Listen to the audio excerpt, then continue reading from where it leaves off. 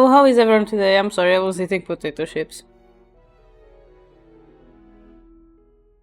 I kind of forgot that I had to change the overlay, but hi, how is everyone today? Hi, Isa, how are you? So, I'm sorry for the little change on schedule from yesterday to today, but as I thought, it was 3:30 p.m. and I was still in the supermarket waiting to pay, so I really had to change my stream. But yeah, we are doing our visual novel stream. That is usual every 2 weeks. Um, yeah, we are just going to try to get the second that ending with Zakon. So, without further, let's just switch and go.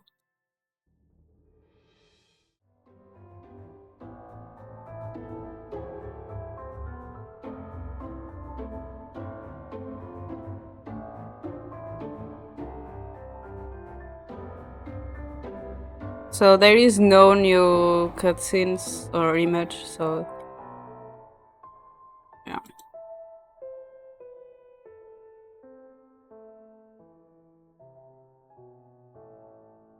I think we have already seen this, yeah. I'm curious if this is something as well.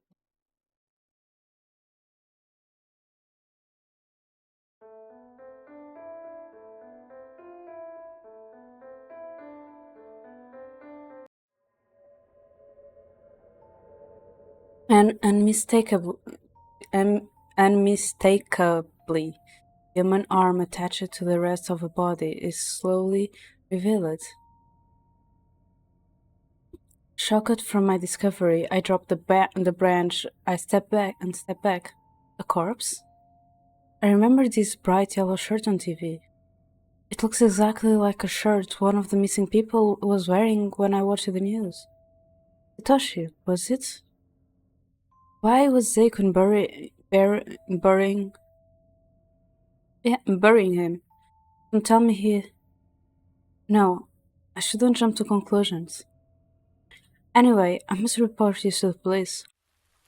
I return to the village, heading for the police office. It starts to rain when I arrive. No, you're kidding me. The office is closed already? I look at the notice. Closed early today due to a lack of available staff for investigations. We apologize for this inconvenience. Call this number. I dial the number on the notice, but the line is busy. Seems like I have to try again later. Zakon knew about those missing people, but he kept quiet. He saved me twice, but that could just be an act. Nice people can be murderers if they have the motive for it. Many thoughts cross my mind, but I cannot think of an explanation.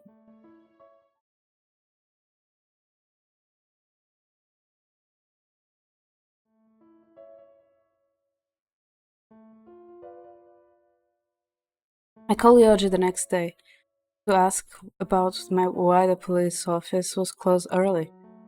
He explains that they sent most of the officers out for investigation. Did I report the corpse I found? I think the other time I didn't.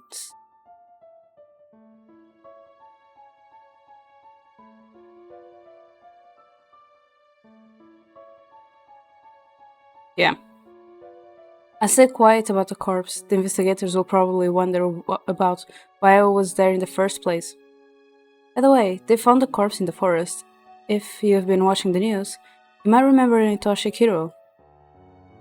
Like previous cases, the time and cause of death is unknown, but it's different this time.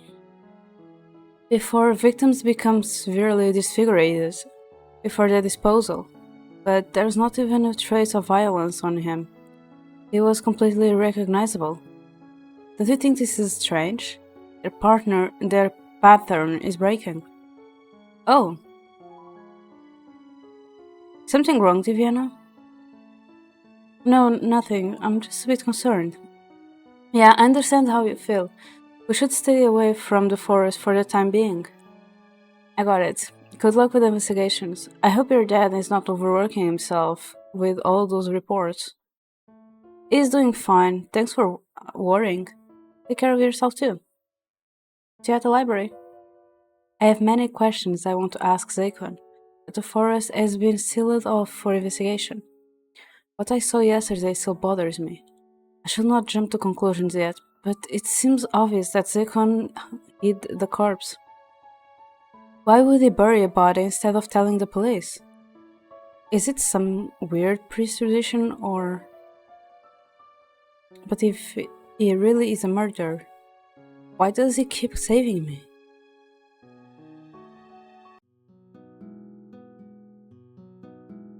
The whole village is abuzz, yet here you are with a bored expression.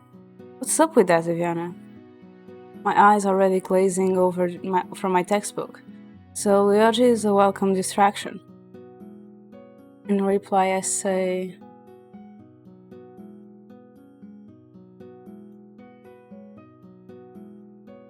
Anything new? Just a little bored. Anything new? Oh, I didn't pick this one before, okay. Between studying and helping my dad, I haven't gotten much sleep. Nearly everyone at the office has been called to investigate the forest. Most of missing people have turned up dead there. Whoa. So far, none of the missing people have been found alive. How did they end up in the forest? I don't know, but they're sure to find out soon. Now that the bodies have been discovered, it's only a matter of time before they uncover enough clues to reveal the perpetrator. I had a gut feeling that the forest had something to do with the cases. Thanks for sharing this information with me. Don't overwork yourself, Lyoji. I can handle it. Lyoji takes a seat next to me, pulling some homework from his bag. I return to my books, noticing an interesting passage. There is an abandoned temple somewhere close to the village. I've never heard of it before, but maybe I can find out more about the demon. This book doesn't go much into detail. I should do more research about this temple. Lyoji, do you know something about the temple in the forest? Temple in this village, I think that... about the temple in this village? Which one? Oh, I know of one. Most members of the occult club are part of the Knights Temple. Rukia jumps out from the shadows. It seems like she was listening to our conversation. She joins us and sits down on a seat on the left. I never heard about that one. It's the one that's only used for festivals near the park. Now that you mention it, aren't those temple festivals also once every 5 years? I don't remember that place as a temple. It looked more like a regular building or a residence. Anyway, look at the abandoned temple in this book. The demon's house? An ancient villagers used to bring offerings there. Nobody talks about that place nowadays. I almost forgot about it. Let me think. So you're saying the villagers used to try and calm the demon by bringing offerings? That sounds like centuries ago. Yeah, most people stop having faith in such superstitions. Although recent events have some believing in demons again. I'm curious about this temple. Do you guys want to explore it with me? I don't think you'll discover anything interesting there. Viviana, you're up to something again. I have never seen the demon's house on any village maps, so it might be hard to find. Don't look at me. I don't know where it is either. I make it a point to avoid knowing where creepy places are. I'm a bit disappointed, but I know my friends are willing to help me if I want to look deeper into it. I appreciate Lyoji's warning, but I'm worried about Zakon. After class is over, I try my luck at the forest one more time. I want to talk with him, if he has he's not already been caught. When I arrive, the trail is sealed off by police tape. A couple of investigators stand near me, chatting and pointing at the bushes. This is the second victim this week. How careless of them to leave a body half buried. Either they are becoming sloppy or trying to confuse us. We should investigate the whole forest regardless. By the way, have you heard of those exorcism rumors? Exorcism? Is this case making you believe in ghosts? That stuff's fooey. Don't think it's accomplished anything.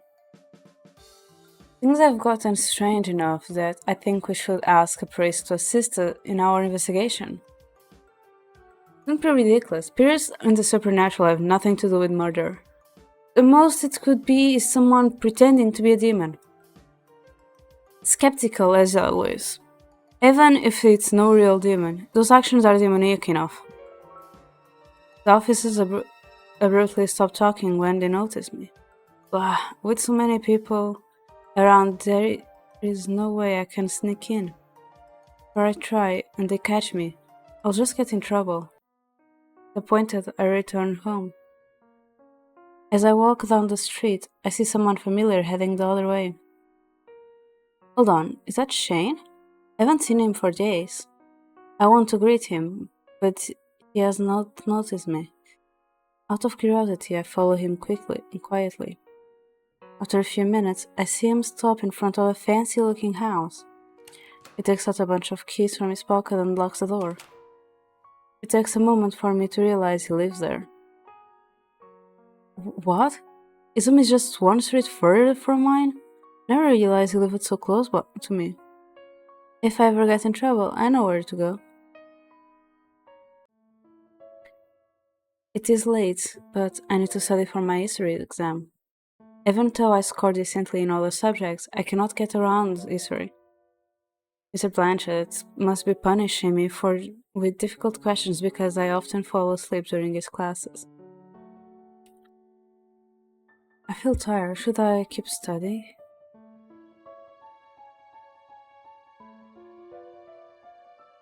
Since I have never lost allergy, I am confident that I don't need to study.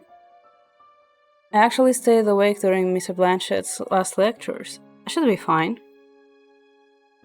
With a sigh, I roll into bed and close my eyes. I feel dirt under my bare feet, slowly sucking me down. A crimson-haired man stands over me, and I realize with dread that I hear him shoveling. No, don't! I'm still alive! Don't bury me, Zakon! I open my eyes and stare at the ceiling. My hands are clutching my shit. It's just a nightmare, right? Zakon was about to bury me alive. The lingering image of this emotionless expression makes me shudder. He wouldn't, really. I'm probably thinking too much. Oh, Diviana, did you have a bad dream? Upon hearing a deep voice talk to me, I jolt out of bed and immediately stand up in a defense position, turning my head to the sound. I clearly heard the voice, but nobody's around. It's been a while. Kashi materializes from the darkness, his eyes gleaming in the dim moonlight. Do you miss me? Maybe you've been dreaming of me. His lips form a twisted smile as his eyes glow red. I have no intention of bantering with him. I rush out of my room, knowing that I cannot defeat him alone. Only one person can help me. I seize my jacket and umbrella on the way out, but grinds to a halt when I reach my front door. Panic rises in me as I frantically start undoing the locks. This takes so much time. Maybe I should take the back door. I've never met anyone so stubborn. It's enticing. I scream when Kashi appears out of nowhere. Again, with the screaming. Who do you think can hear you? Kashi grins down at me, rather than trying to grab me. He folded his arms across his chest, daring me to make a move. I spin around and dash for the back door, slamming it behind me as I rush outside. Fearfully, I keep checking over my shoulder, but Kaishi is nowhere to be seen. My heart is racing on my chest. My mind is crystal clear. I know exactly where to go. I collapse against the door of the fancy house, banging my fist and ringing the doorbell as if my life depends on it. Please open! I almost fall forward when the door finally opens, and I overcome with relief to see a familiar gas mask. Shane stares down at me with half-lidded eyes. I cannot tell if he's sleepy or annoyed about the ruckus. I need your help. He's going to kill me. As soon as the words leave my mouth, Shane pulls me in. I didn't want his help, but I never expect him to let me into his house. No, I did want his help, but I never expect him to let me into his house. I take deep breaths, trying to calm down and observe my surroundings. Shane stands before me, wearing a blank expression. Belatedly, I realize he's wearing less clothing than usual. I'm sorry for waking you. I didn't know where else to go. The Shinigami was chasing me. Shane is silent. He must be wondering how I knew to find him. You're the only person I can rely on, Shane. You saved me once before. I'm not guarding you anymore. I told you that. The expression grows darker as he slowly leans toward me. Sweat runs down my back and I hold my umbrella tightly. My heart tightens at his cold tone. I was sure he would kick me out, but instead he pulls away, rolling his eyes. Whatever you want. Relief rushes through me. Shane walks away, dropping himself on the couch.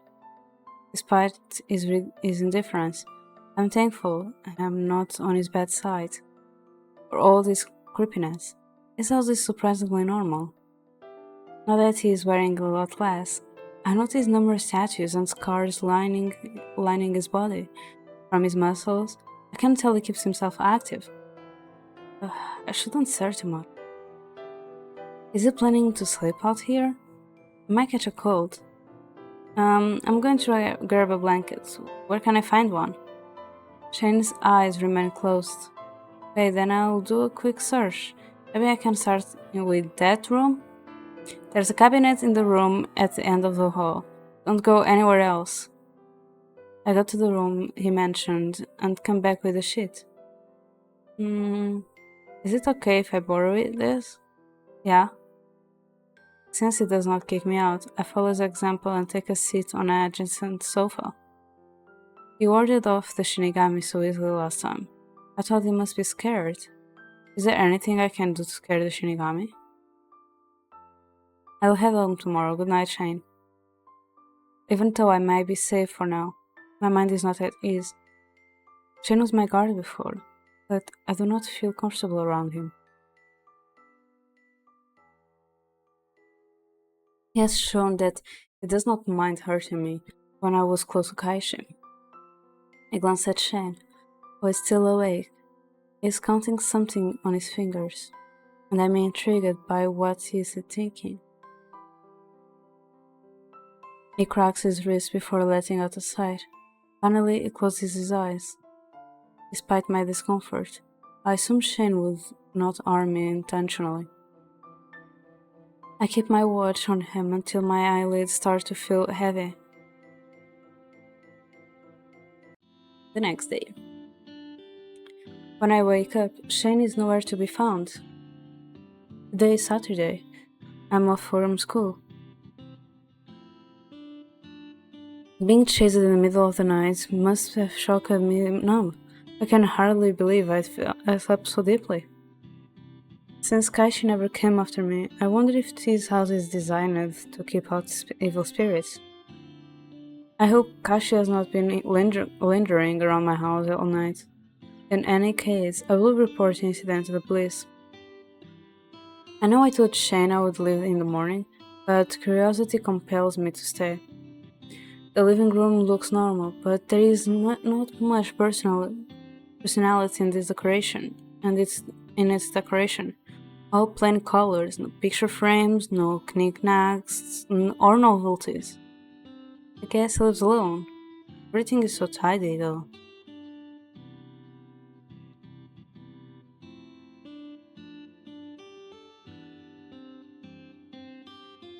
I'm itching to explore, look for personal belongings. I'm quite curious about Shane's personal background. He never spoke about his private life. Even his appearance raises questions. Maybe something around here might shed some light on him. I searched the cabinets in the living room, but come up empty. I was hoping to find something interesting. But he's more boring than I expected.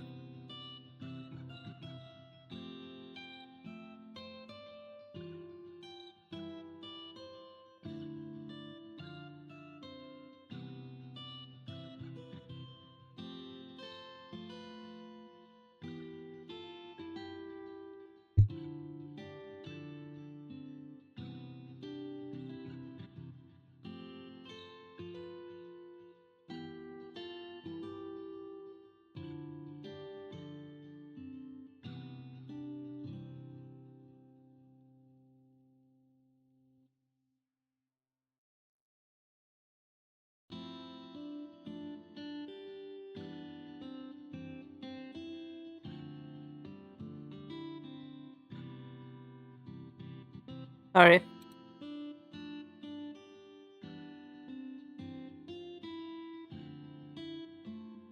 I moved to other rooms, which are not any better.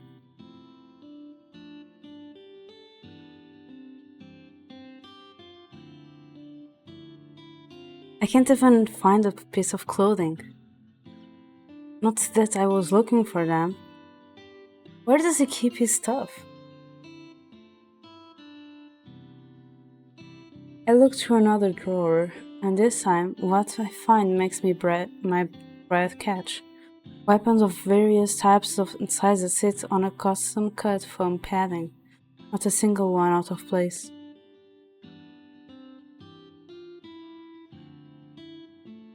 I do not dare to touch him, in case I leave fingerprints on his collection and Shane finds out. There are embossed letters along the grips of a few guns. It looks like were carved by hand.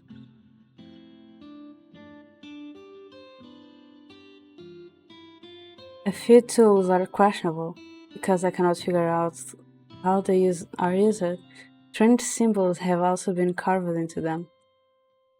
After closing the drawer, I turn my attention to the weightlifting equipment in the corner of the room. They are covered in dust. Must not have used them for a while. Hi Tashi, how are you? Thank you for the lurk.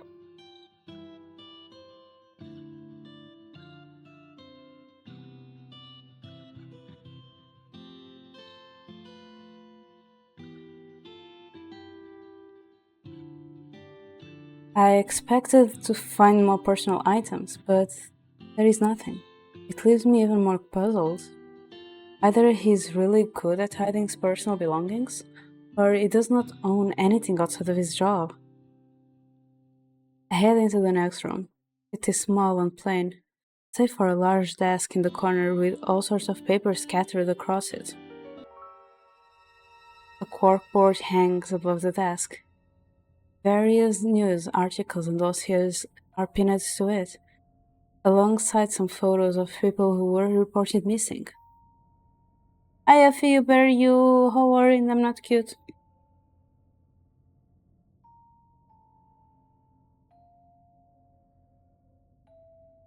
I approach the desk. The papers are just reports of events that happen around the village, but what draws my attention most is an open notebook with a black cover stuck between two pages. I still think it looks like that note. 3 a.m. Shinigami K moves to East District. Target unknown. Bus side 4:20 a.m. Demon X is in sight at blah blah blah blah. Needs revision. Apparently, he keeps a GPS device on hand. I hope he didn't put a track on me. I have a fair guess that Shinigami K is Kashi, but who Demon X be? Leaning against the desk, I flip through the notebook, which is full of notes on all the creatures he has encountered. Almost do not notice the necklace dropping onto the floor. A dark cross. I've got one at home too.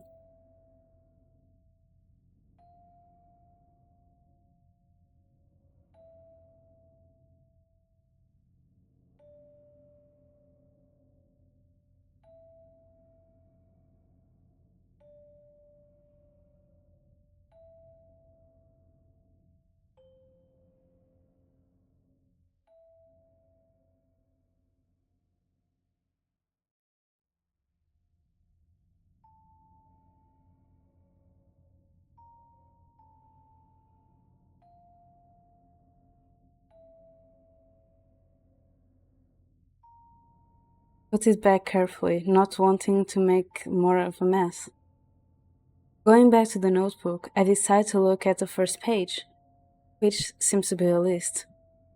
School Ghost 1, uncrossed. Zombie 30, marked. Angel 1. The list goes on, even onto the next page. Can't believe so many supernatural beings exist right here in the village, and so many have been eliminated. I freeze when I reach the last, the presumably most recent target on the list. Villagers. And crossed out.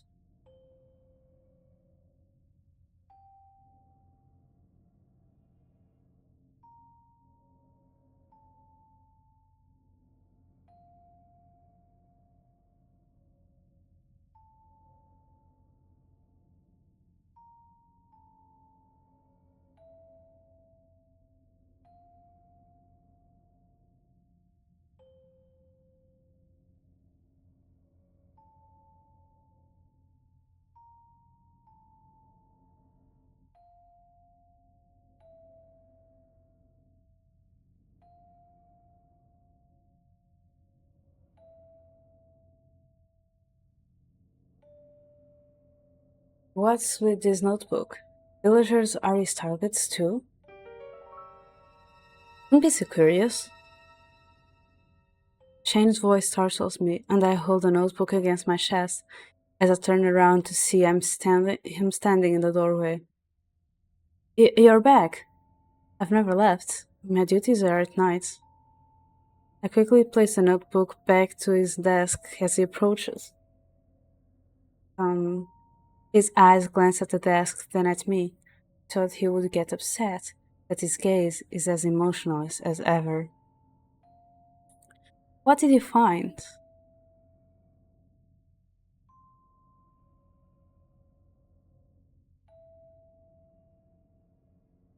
Just some, reports and such.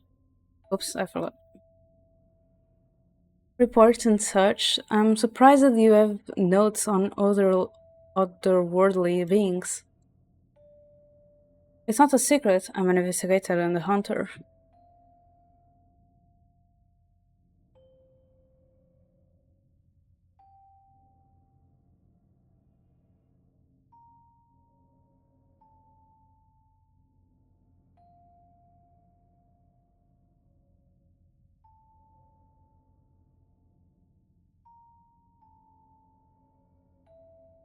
Sorry. I look at him in confusion and listen quietly as he explains.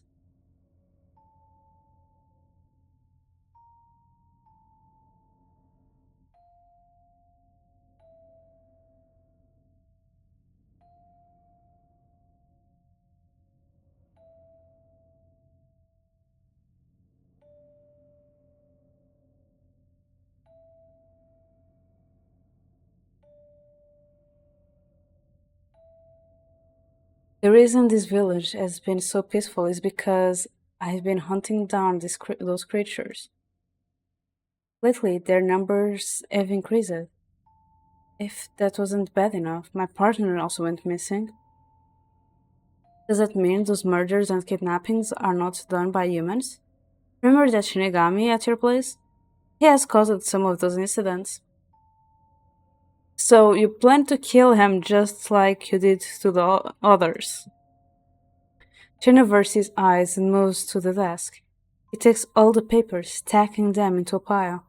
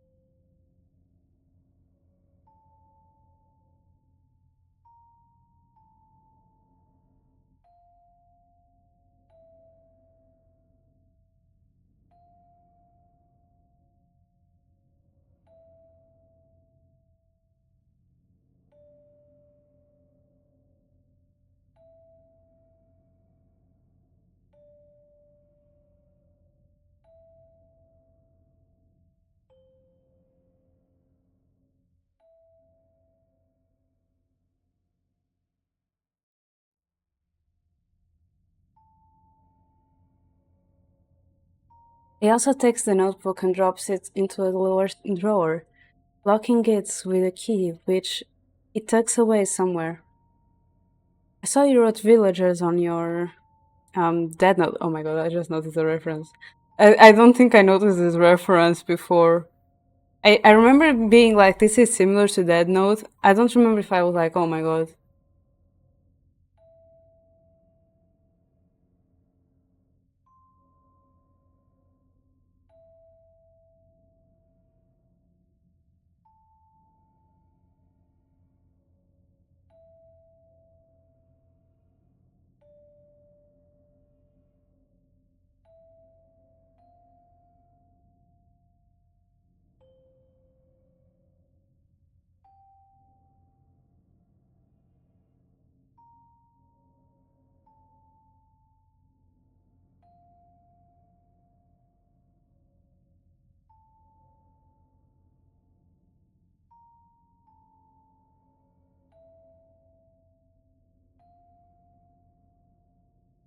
If I remember correctly, Afi, they were planning on releasing a new Dead Note anime based on a spin-off manga. But in that case, like the one that got a Dead Note was different from Light. Like the story was different. Where in the, if I remember correctly, on that one, the guy didn't care about the Dead Note. The guy actually didn't care about the Dead Note. I think he tried to sell it or something or throw it away. And I think people were considering it being animated. I don't know how that story went and if that manga was even finished. But yeah, I never watched it though. Those were accidents. I had no choice. I just thought to record them, regardless.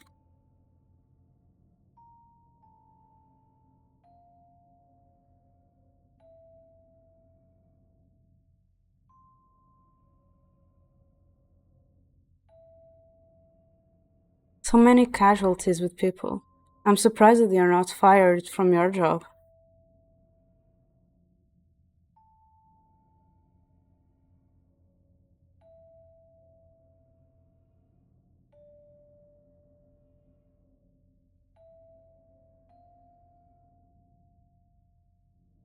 Those are not related to my job as an investigator, so I never reported them.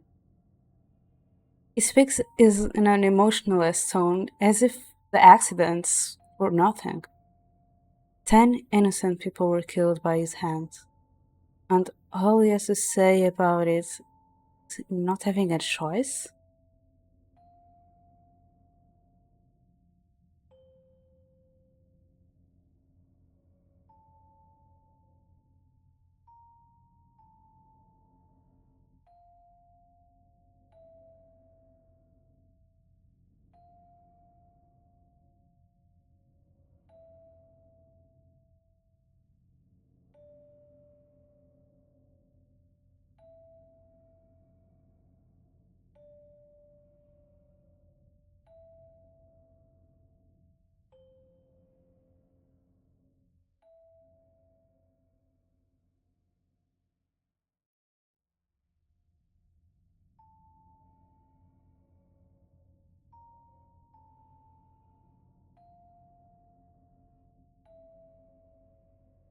The deaths were never reported in the news, so it must not be public knowledge. Since he seems to work on his own, I assume the police does not know either how far has Shane gone in his supernatural pursuits. I keep forgetting about this. This close up scared me last time and scared me now because like I keep forgetting about it. Because like because of the whole atmosphere and how emotionless, cold hearted he is. Like the eyes literally like targeting you like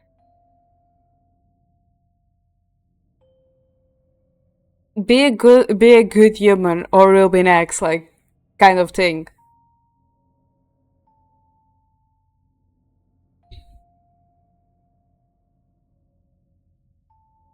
No.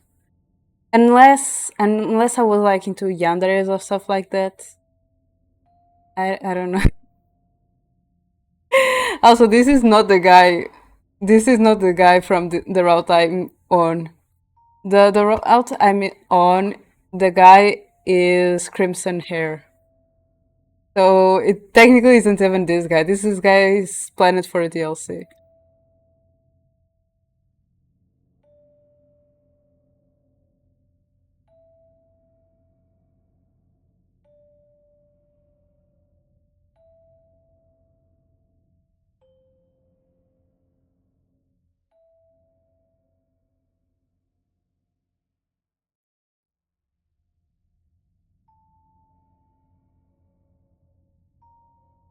If you ever get in my way, remember that I won't hesitate to do the same to you. He has always been cold, but now I see barely as a heart at all. Shane glances at me expectantly, probably hoping that I was the last that was the last of my questions. Never mind him. I'll get even more confused trying to understand the situation. I should do more research on those creatures. I still want to know what happened to Shane to become a hunter, though. I knew he got a cousin that got turned into a vampire and he cold blooded killed her, him, that cousin. But for that to happen, something must have happened. Something must trigger his brain. I don't know. There is something. Shane is still like a mystery to me. Like there is a lot of missing puzzles in him compared to Roy. That Roy is just like, yo, no. To Shane is more like, since we know a little bit of what because like thanks to Kuratu we know a little bit of Roy past, but we also know a little bit of Shane's past. And with Shane past, we didn't saw it because when Kuratu was telling about Shane's past, it was more like a normal conversation. It was just like a little catch up, like, oh, I can't say to Shane that I'm cursed because otherwise will kill me, just like he did with his cousin that he found out it got turned into a vampire. So it was something like this. So technically, we don't know what happened to Shane to be like that. Meanwhile, with Roy, we literally got like sent back in time when Kurata was telling us about his past before getting like the time skip jump from the 18th century to to the where the story is happening century. And on that, we could see like that Roy had a serial killer brain, kind of psychopath's brain going on already. By the fact that he just wanted to bully Kurato because Kurato's parents were too busy having business with Roy's parents that they wouldn't pay attention to him from his point of view. Even though he had a brother, he at least had a little brother that he could share time with, while Kurato was a lonely kid, and Kurato did never do anything like Roy. So Roy also was like a selfish kid. And hi Usky, how are you? You wish to be that window? Okay. I think I've heard weird things, so it's fine.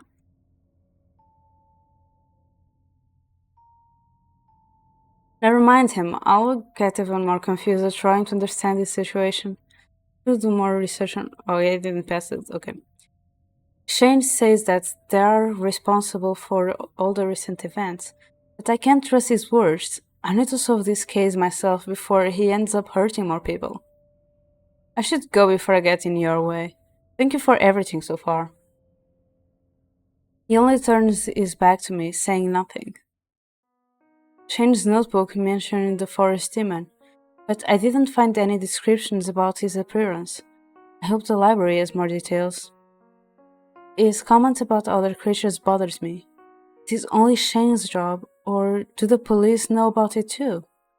How long have been they hiding? Just as I begin to drown on my own thoughts, I suddenly catch a sight of a familiar face. It's that boy from the elite class. He casually leans against the wall while flipping through a book. After a moment, he looks up from his reading with a disappointed glare, shoves his book into the nearby shelf before reaching up for another one. Welcome. You are welcome, was him. I could as a distraction after everything I learned about Shane's hunting. I take a book from the top shelf and hand it over to him. Is it the one you wanted? The boy looks at me, so I'm offering him poison, but takes the book. Remember me? We bumped into each other at school a little while ago. I'm Diviana. What can I call you? The boy quirks a brow, sarcastic as much as annoyed, before looking away and flat out ignoring my question. He returns to his perch on the wall and flips through the book I got for him. This kid. I take a book off my hands from a shelf and walk over to a nearby table and sit and read. Whoops. Oops.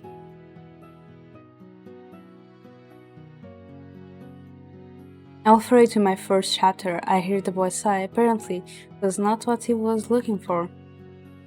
Want me to put it back? Ignoring me again, he stands on his tippy toes and he tries to grab another book. It is impossible for him to get there, yet he keeps trying.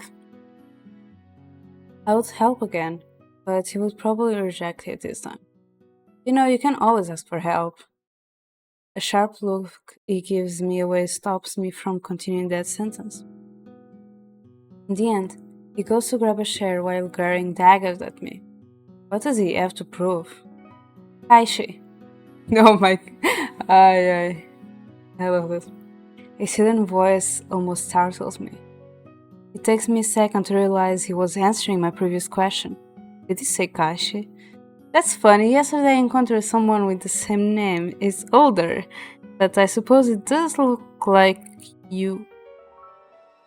I know that. The truth is, I am that Shinigami. I gasp in surprise. It can't be serious. But he said Shinigami, didn't he? Yep, the same person, no joke. His body is trapped within time. I only look like this during the day. At night, I go back to my normal form. Long story short, I'm cursed. I'm trying to find a solution in the library. No success so far, as you can see. Don't get it. Why are you telling me this? So you won't ask more questions. I won't need to hear your voice. Besides, you will have found sooner or later. Telling you doesn't make a difference. Don't worry, I'm not interested in taking you. For now. Taking you is like catching fish with bare hands, always slipping through my grasp. None of my targets have escaped past the second try. You're clinging onto life so tightly. It's almost pitiful to take it. I stare at him speechless. He has the gall to start reading his book, ignoring me once again. The story sounds strange coming from this little boy, but I do not see any reason not to believe him. A part of him feels familiar, reminiscent of his adult form. So, why are you kidnapping people? Ashley does not look at me and continues flipping through his book.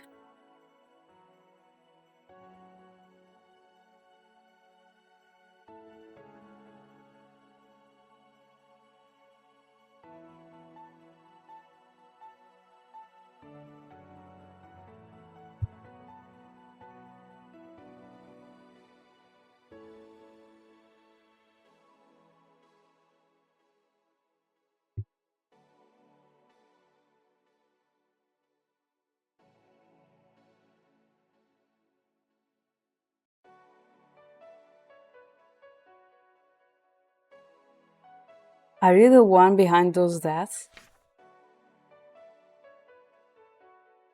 Kaishi! Jeez, I heard it's the first time you dance. What makes you think it's appropriate to ask such questions in public?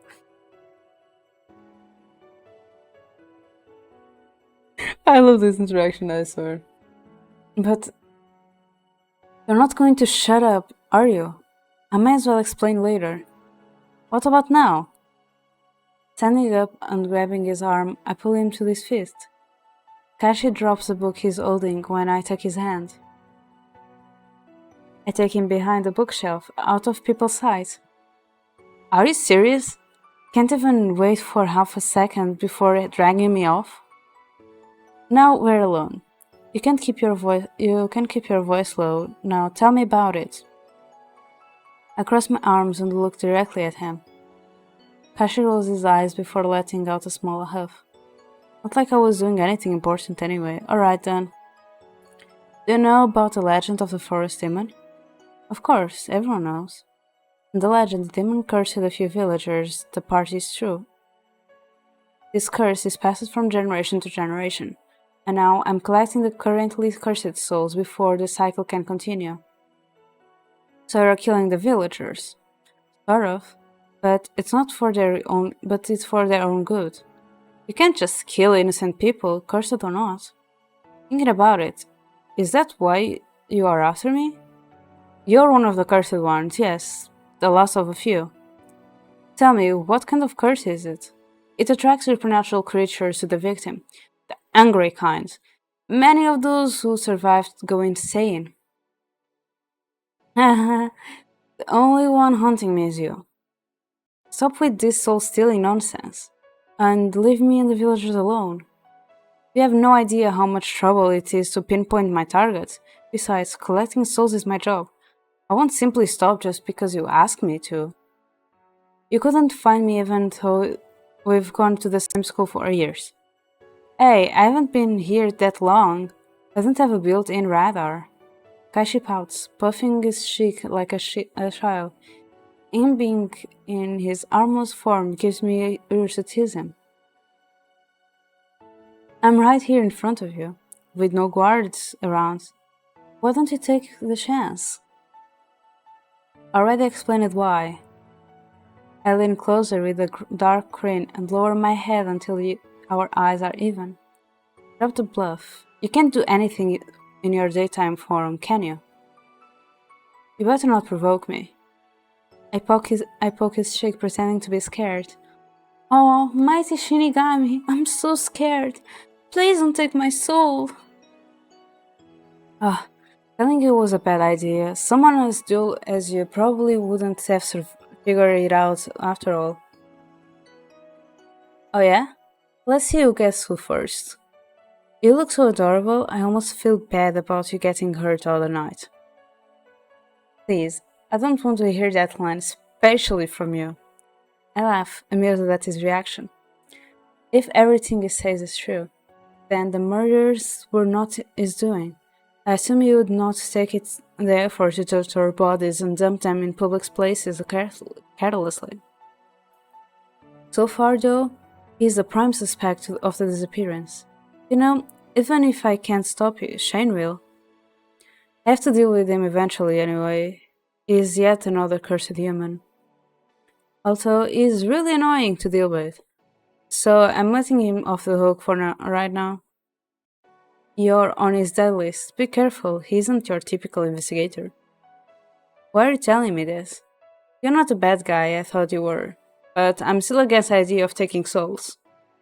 Expect me to hunt you during the day if you do that again. Eh, can you imagine what the world would be like if no one died? Would you prefer to live a life haunted by creatures? Or start over with a clean slate? Like I said, the only one bothering me is you. Should offer to help people instead of being a pest. Besides, Mr. Gas Mask, is there anyone else cursed at school? Maybe, I haven't found all of them yet. Tell me about the details of the curse. I don't know. After all, you don't ask about the nature of your dish, just eat it. I don't know if I believe everything Kaishi says. Could they have been trying to trick me into lowering my guard? The encounter with Zeikun comes to my mind. I'm sure they are familiar with each other, but I do not know their relationship. By the way, do you know something about the forest demon? No? Don't lie, the first time you kidnapped me, you were nearly shot down by him. I don't know. I'm annoyed that he does not give me any answers, even though it is obvious he's hiding something. I tackle him on the ground, moving on top of him, staying quiet if futilely tries to fend me off.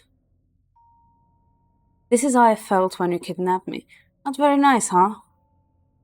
Now spill it. Tsk, what a forceful person you are. Well, there is nothing much I can tell anyway. I'm not really on good terms with the forest demon. They're the one who keeps seeking out conflict. You should ask them, not me.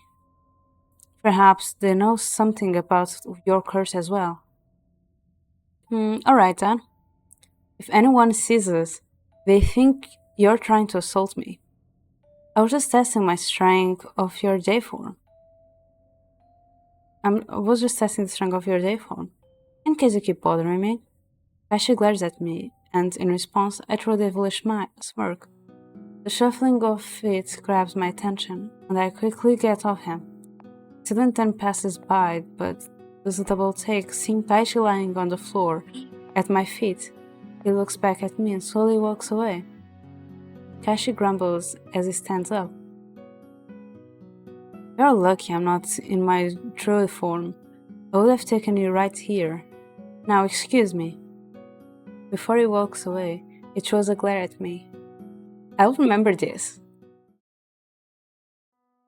I return home, but just before I enter through the door, my mind wanders off the chain. Maybe I should warn him that Kaishi is after him. Or does he know already? Does he already know? Even if he's prepared, will it make a difference? While making dinner, I hear the doorbell. Who's there? It is rare for me to have visitors this late. When I open the door, a woman stands in front of me. Her eyes are blank, not really staring at anything in particular. Immediately, I know something is not right. A chill runs over my body as I step back in unease. Hey, aren't you the person who went missing a few days ago? I open my mouth to ask again, but she suddenly leaps at me. Reflex make me jump to the side, dodging as she dives for the floor. I grab a nearby umbrella and bring it down over her head. She gets out, a pained groan, and I take this chance to shove her out of the door, which I then promptly slam shut. The woman starts banging the door from the other side, and I quickly slip the lock in place, fingers trembling. I quickly check the back door in the kitchen, and then all the windows in the living room. Good, everything is locked. I only relax after the banging on the door stops. What was up with that woman, though? What happened to her? I pull out my phone to dial the police. With every ring, I can hear more groaning and shuffling outside. On my umbrellas, there's more of them? I drop my phone when I see a woman's face outside the window. Her empty gaze meets mine. I have to get out of here. I jump back from the window. I have seen that woman named Amy. The newspaper listed under missing people. Banging starts up again. The voices behind the front door grow louder, as if multiplying. A chill runs down my spine. If they break in, I am dead meat. I don't know why these people are here, and in such weird states too. Perhaps Kaishi was right in saying I'm being haunted. Kaishi. Maybe I could call him for help. Wait, why am I thinking about him? There's no guarantee that he would come to my aid, if I can even find a way to contact him. The police office is just just only safe enough place I can think of. At that moment, I hear the sound of shattering glass somewhere. As I predicted, I cannot stay here. I clench my umbrella close as I run through the back door. As I'm running, I look back. A number of people are surrounding my house, and some are already chasing after me. Jeez, why am I suddenly being attacked by a bunch of weirdos? Panic scatters my thoughts as I nearly trip over a crack on the sidewalk. Before I get lost in the darkness, I forget my bearings.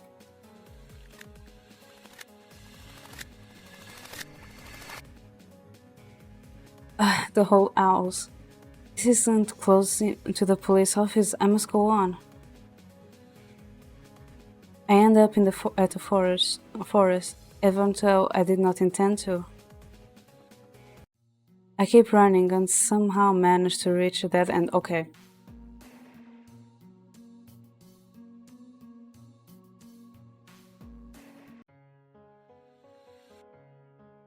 I end up at the forest, even though I did not intend to.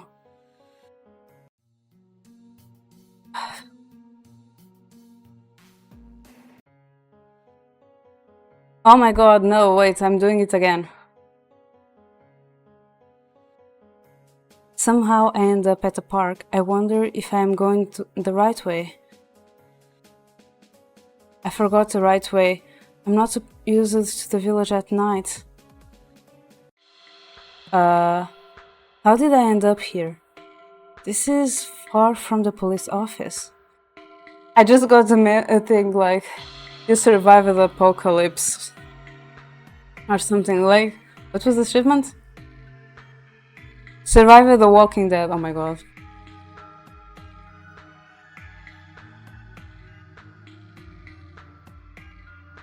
This is new and I'm taking it. How did I end up here? This is far from the police office. I never knew there was a temple in the forest. Technically you knew. You talked with the Queen and George about it. They say it was the devil's house. The demon's house. I glance back to see the crowd of people still following me. There is even more of them than before. Judging from the sluggish way they move, something is off. Right, I've got drunk guards chasing after me. This better be a joke. I can hide out in the temple, but I have a feeling these people will not stop there. Using self-defense against them shouldn't be an issue, right? What the... Suddenly, a few of them pop up in front of me. I thought I had lost them, but in fact... there have been more of them quietly roaming the forest. With them right on my heels, I rush out to the temple yard. I may be dooming myself by being in the center of a wide open area, but at least I will not be caught off guard by any surprise attacks. I tighten my grip on my umbrella handle and leap forward, swinging it left and right. Chills run across my body when I feel the impact of metal against bone. Surprisingly, they are weaker than I thought. I go down very easily. I try not to think about it when they do not stand back. I continue eating and swinging, but there are too many, and I end up surrounded. I look around at all of them with a glare, feeling scared anymore. You guys are nothing compared to the gangs I fought during freshman year. One comes close to biting a chunk of my arm, but I bat him aside. When he falls, it leaves a gap in the crowd that allows me to continue carving on an escape path. But I'm almost free from the crowd when a hand suddenly grabs my ankle. Caught off guard, I fall back and hit the cold grass, losing my umbrella in the process. I heard a strange noise behind me, followed by a short silence. Turning around, I see dozens of fainted glowing strings covering the entire area. They seem to gather in bunches, with some intersecting each other, but all of them are attached to a part of each person in the crowd. I cannot tell where the strings originated, but it seems to pin the crowd in place. Taking the chance, I scramble for my umbrella, which I find at the feet of one person, and resume throwing blows. The strings fade away as soon as I strike one down. After a while, the whole field is full of unmoving bodies. Ew, that was thought.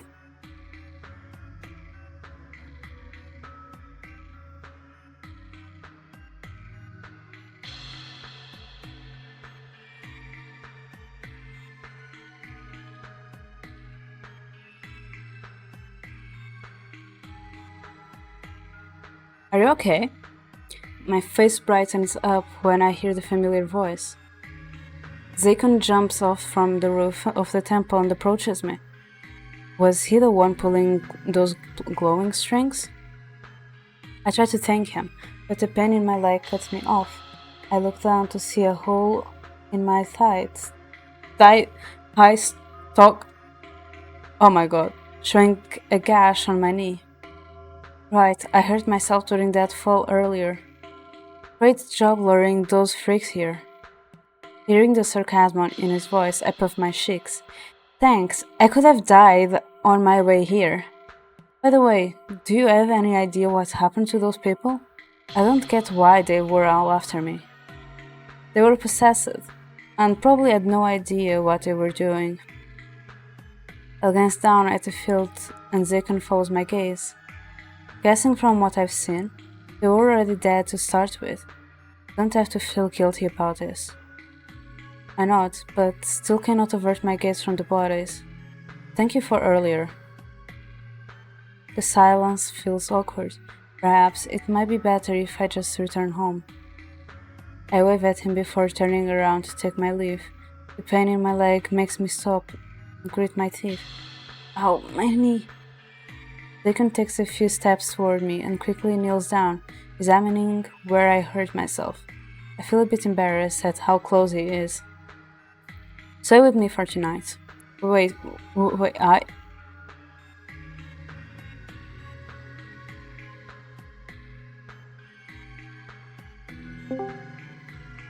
Hello! Good morning.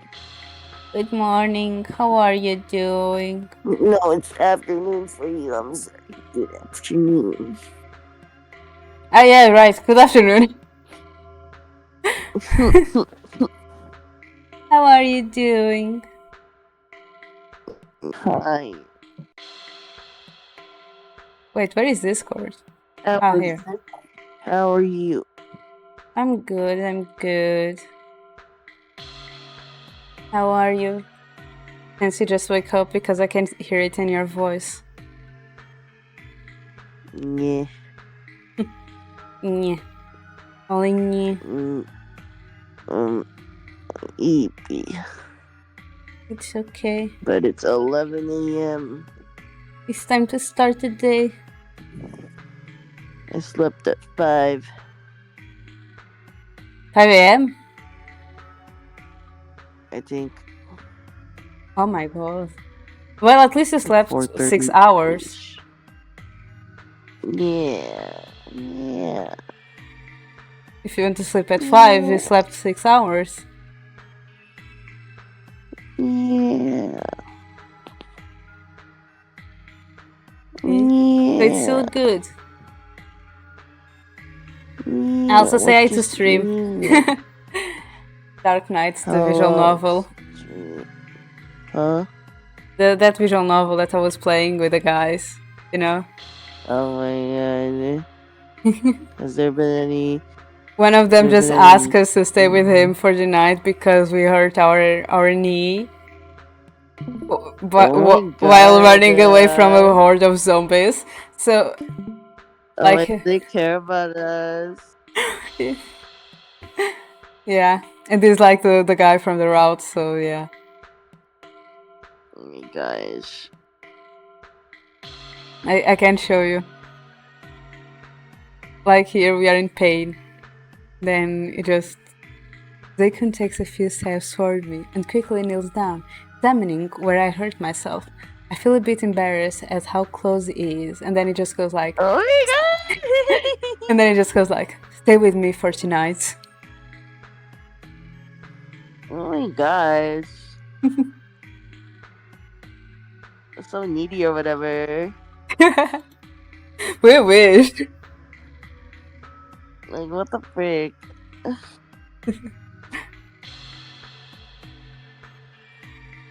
Do you want to voice act? Or are you still sleepy and you just want to fun I girl? have to save my voice for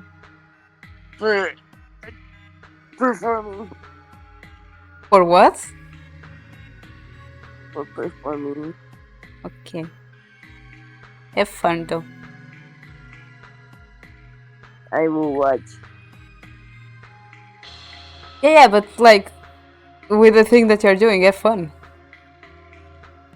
Oh. I will not. And don't skip breakfast.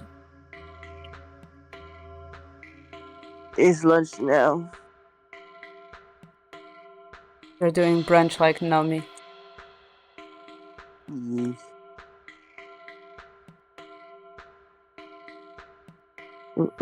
Mm.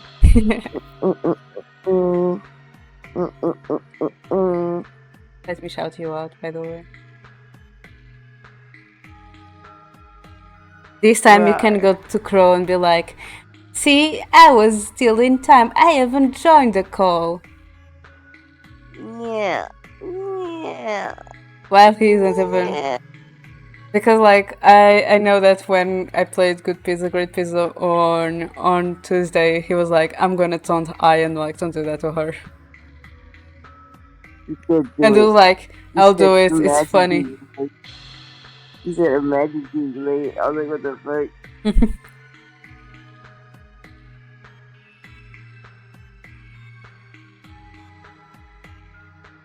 You're sleeping. It was like it was what I said. It looked like it's 5 a.m.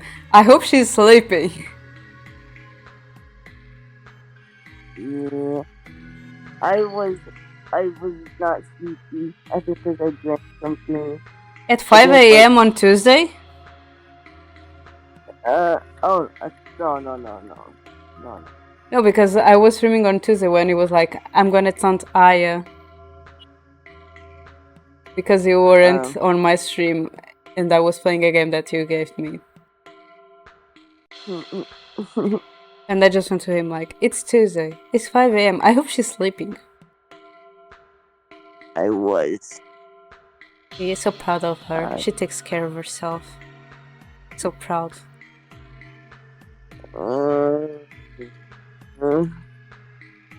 Barely. Barely. Still is, even though it's barely, it's at least it's still taking. It still happens. Maybe not as often as you wanted to, but it still happens. Yeah. Also, can you believe what Cronus said to me today? What did he say? I'm gonna send it to you. Can you believe his guts to tell that to me? That's another way of saying stupidity.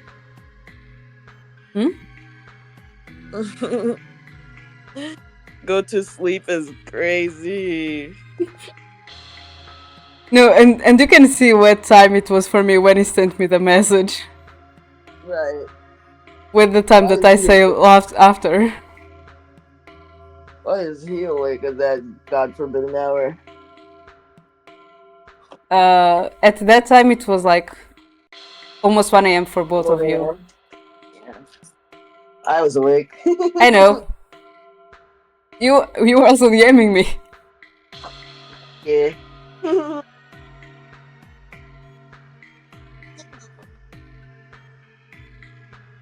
My room is so messy. Oh my god. It's okay, you were just doing crafts, that's normal. Yeah, the crafts are everywhere. Now imagine that for me and Naomi every single time. By That's why. everywhere, I mean my chair. No, it's fine. That's why do you think me and Naomi like we need a bigger desk? Because like we have only one desk, and when the desk is filled, the things are on the floor or like on the bed. But when we need to use the floor or the bed, the things are on the desk. Yeah. Yeah, that's where I'm at right now. That's a crafter life. Welcome, Maya. We gladly accept you. Thank you. Thank you.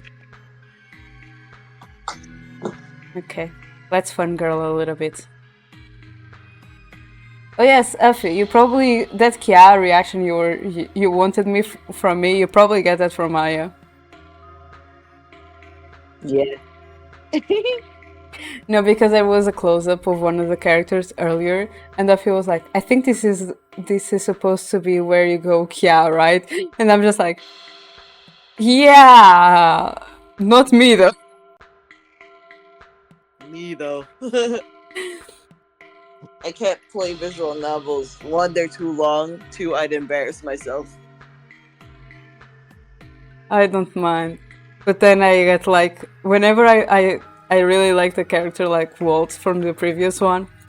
Zeph was like, you sound like a nice cool girl, and I'm like, help! I like the guy. Right. And then Leo was just like, oh my god, the way you were laughing just by mentioning your hubby, and I'm like, not my fault.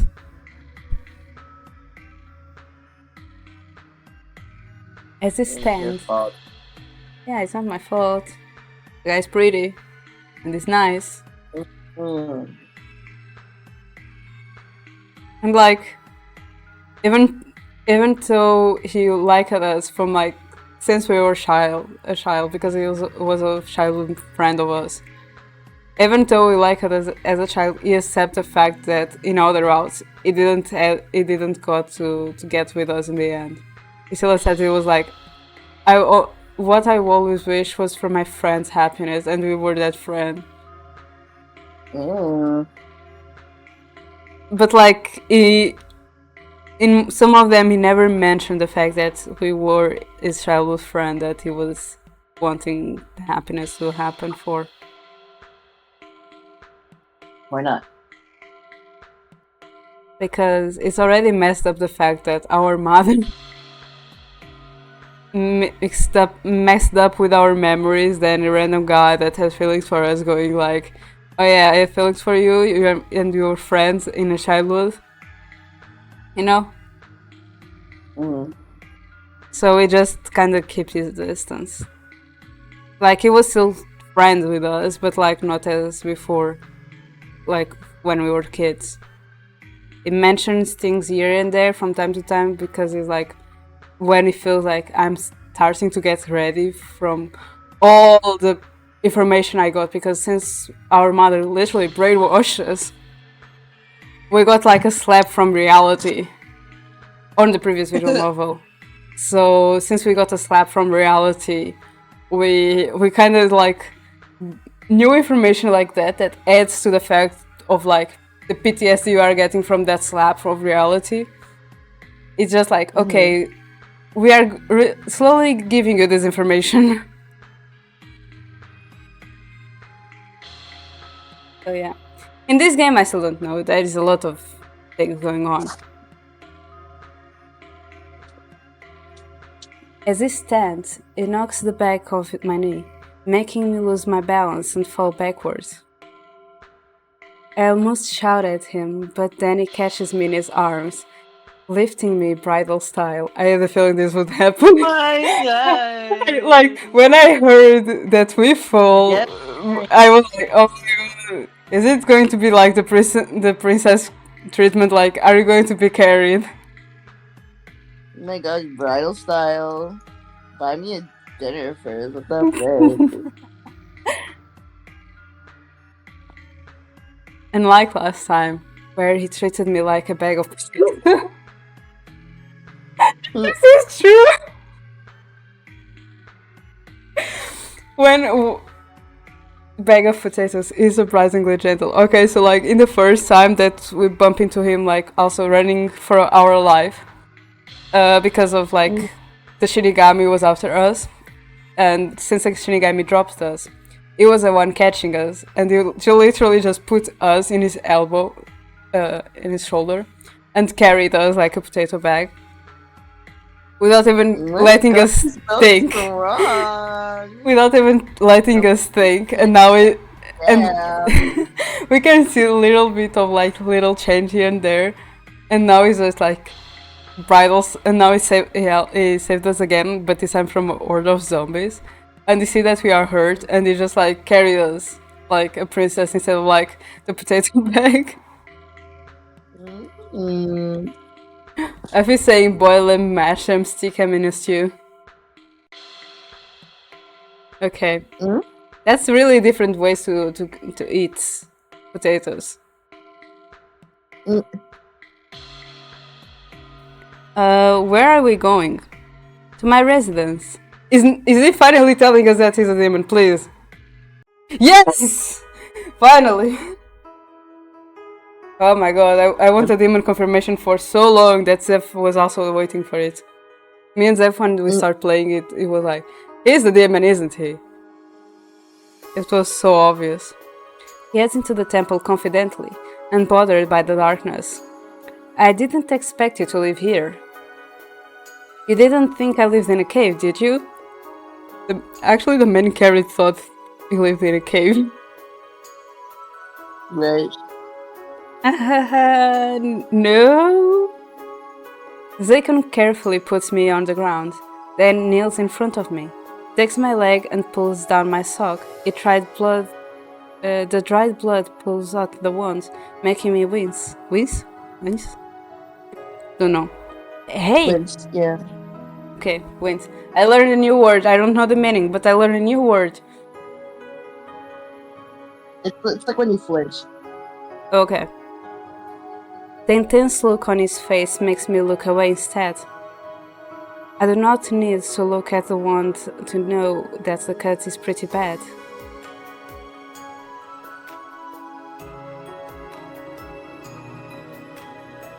Thank you, Alfie, as well.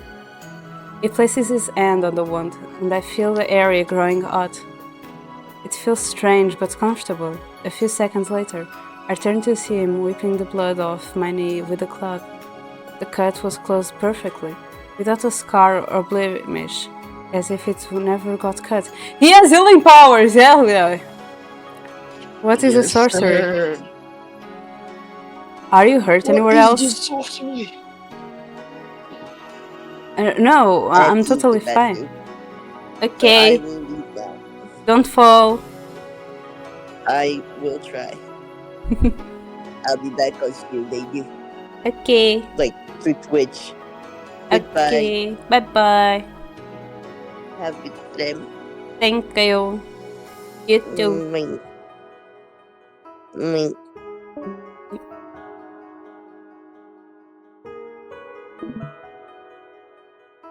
No, I'm totally fine. Thank you, Zakon. Did you just heal me? That's amazing. You're like a saint. I'm not dead yet. Besides, I'm far from being holy. Without further explanation, Zakon suddenly stands and walks away. I thought he left, but a moment later he returned with my umbrella. There are a few blood stains on it, but it's still in one piece. Thank you for fetching it. Zakon sits opposite me and lets out a sight. Let's call it a day and get some rest. Tomorrow you're going to help me bury those corpses. So that is the true reason you wanted me to stay? You knocked them down, so take responsibility for it. Thank you for the redeem, Effie. I hope it was worth it. I know you are horrified and feel guilty, but burying them is the best you can do. These people won't rest in peace until you burn or bury their bodies. Fine, fine, I'll do it. Even with the pain in my leg gone, I cannot think about sleeping. Glancing at Zikon, I realize it is a good time to ask to. It is. Glancing at, I realize it is a good time as any to talk.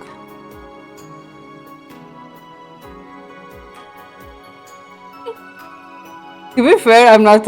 I'm trying to get a dead.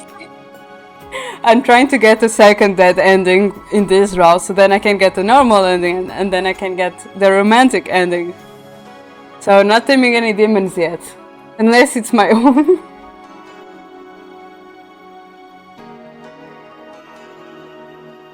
By the way, are you aware that the police are investigating the forest?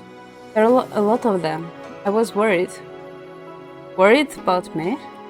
Well, I saw you burying a corpse a few days ago, and I quickly covered my mouth after blurting that out.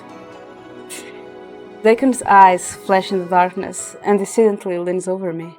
His large body looming over me makes me feel like I'm caged in. I freeze up. Did I eat a nerve? Staring down at my eyes, he speaks in a serious tone. Did you think I killed those missing people, Diviana? He gets straight to the point. His eyes look intense, almost threatening.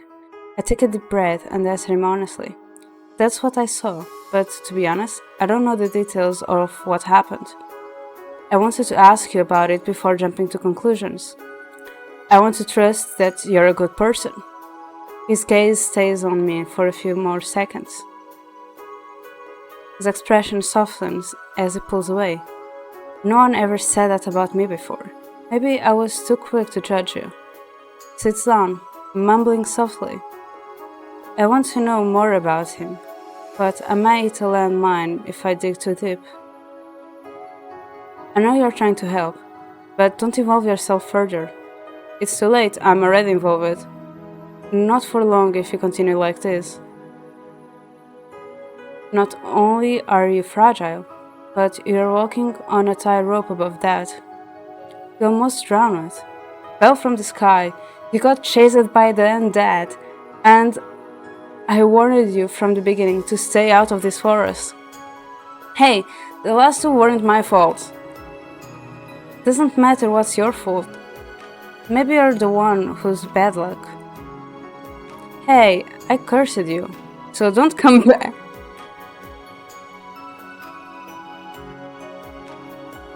Fucking fine. Oh my god, sorry. Finally. No matter what I say, it keeps pushing me away. It starts to get annoying, but I persist. No, I won't leave until this whole mess is solved. Don't you know that the body count rises every week? This village is dear to me. I want to protect my friends. I don't want to end up as a victim either. I have a gut feeling that something in the forest is related to these misfortunes. You're still going on about the demon? It might not be a demon, but I'm certain something is going around killing people. We continue to argue until it gets late. I forgot I have a fan on, so now it got really silent. I was hearing my fan like, where is that sound coming from? Everything is dark around me. I fumble around for something to grasp. There is nothing but empty space. Where is Zakon? Something lights up in the distance, and it takes me a second to realize that is a raging fire. I hear angry shouting in the same direction. Hurriedly, I go closer to check. A red-haired person comes into view, running past me, and I realize that it is Zakon. The voices get louder and closer, almost if they are chasing after him. Oh no. I reach out my hand, trying to grasp him. I slowly open my eyes, realizing that it was a dream. There's something red and fuzzy in front of me. Oh! Okay! I was not expecting that. Okay! I blink a few times until my vision clears and I'm facing Zakon's annoyed face. What? I felt something soft in my hand. Like, you realize it is Dakon's brain. I love this. I was just checking on you because you were groaning in your sleep. Now, let's move my hair. I immediately released his braid, my cheeks turning red. I never imagined I would do such an embarrassing thing. Now that you're awake, come with me. What? It is early in the morning. They called me to bury corpses. Ah yes, what a fun date activity! Burying corpses. Zakon hands me a shovel to dig holes. Are you for real? I'll carry the bodies, you bury them. Why not report this to the police? You said they were already dead. Perhaps if we explain that to them, they can find the original burner and... The village would panic if these bodies turned up. Panic is troublesome. The field looks like a mass murder had taken place. How will you explain this with your blood-stained umbrella and clothes? Self-defense? Hearing it aloud makes me aware of how ridiculous it sounds. There is no way I can talk my way out of it. The investigators will look at their bruises and conclude they were beaten to death. Who do you think they'll turn to then? Better to bury them so their souls can at least find peace. Their families won't. They'll keep waiting for them to be found. He starts lifting one of the bodies, piling it on top of another, piling it. I sigh deeply, deciding not to press the issue, and wait for him to grab as many bodies as he can carry. Then I follow him deep in the forest. God, this is exhausting. My arms are burning, but I cannot relax with this huge responsibility on my shoulders. I continue digging. Those of these people can rest in peace after being buried. It is the least we can do for them. A short while later, Zakon finished carrying all the bodies from the field. I cannot dig fast enough, so he gets another shovel and joins me. I was wondering, how long have you been at this? Only recently. This has been bothering me for a while, but a news article mentioned 2 bodies being found in a river linked to the forest. Do you have a clue about what happened to them? They never stop asking questions. Fine. It's rather unpleasant still. Do you remember those missing tourists a couple of weeks back? I think they got too close to the water and slipped. They got swept into the rapids further downstream. Even rocks get crushed into sand grains. They didn't survive. I couldn't save them.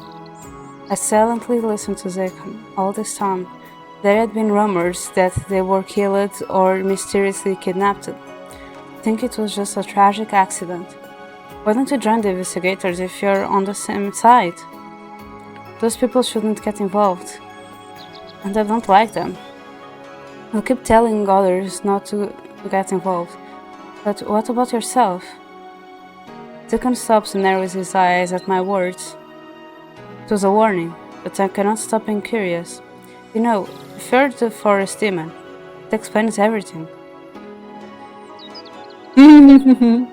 But I know you're not. Oh my god, how dumb are we? But I know you're not. They say the demon has horns, and anyone could see you clearly don't have those. I also heard that there are priests in the village, but there was no mention of one who decided to live inside the forest. I'm going to keep guessing since you won't tell me. Zakon lets out a sigh and continues to dig. Remember that night you saved me from the Shinigami? For a moment, I thought you had superpowers or something but I was half asleep at the time. Freezes for a moment, then turns his back to me. It does not say anything. Continue digging for the whole day, and only finish burying the bodies when the sun sets. I feel hungry and thirsty. Right as the thought crosses my mind, Second produces a wild peach out of nowhere, offering it to me. There's more food at the temple, let's head back. It surprises me how much food he has hidden in the temple. Mostly fruit, but I'm too hungry to care and eagerly dig in. They are delicious, and I find myself feeling full in no time. Glance over at Zakon when I realize he has not taken a single bite. I'm fine. We sit by the temple entrance, staring at the sky. Colors of the sunset reflect the bloody field before us. I clear the fruit peels before continuing our conversation. I'm glad I bumped into you. I didn't mean to, though.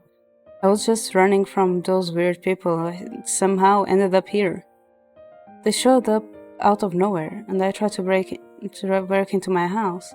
Escaping was my only option. I thought you might know something about them. It's like you don't know how to sit still and be quiet. Please tell me anything you know. Zakon crosses his arms and looks down at me. To be honest, I don't know anything. I only watch from the sidelines and clean up the mess. And even if I knew, I wouldn't tell you anyway. You aren't useful in the least, oh my god. And like you, I want to help and find out what happened to them. What have you been doing all this time? Just burying corpses? From his indifferent shrug and cold gaze, he must not care about solving the case. Bye, Effie, enjoy your work. Honestly, I don't want to get involved either. I wish everyone would just leave me alone. His voice fades at his last sentence. For some reason, it made me feel guilty. I decide to stop pressing him for now. Shortly later, I go home. It has gotten late, the streets are already empty. I wish I could call the police, but after what Second told me, I feel hesitant.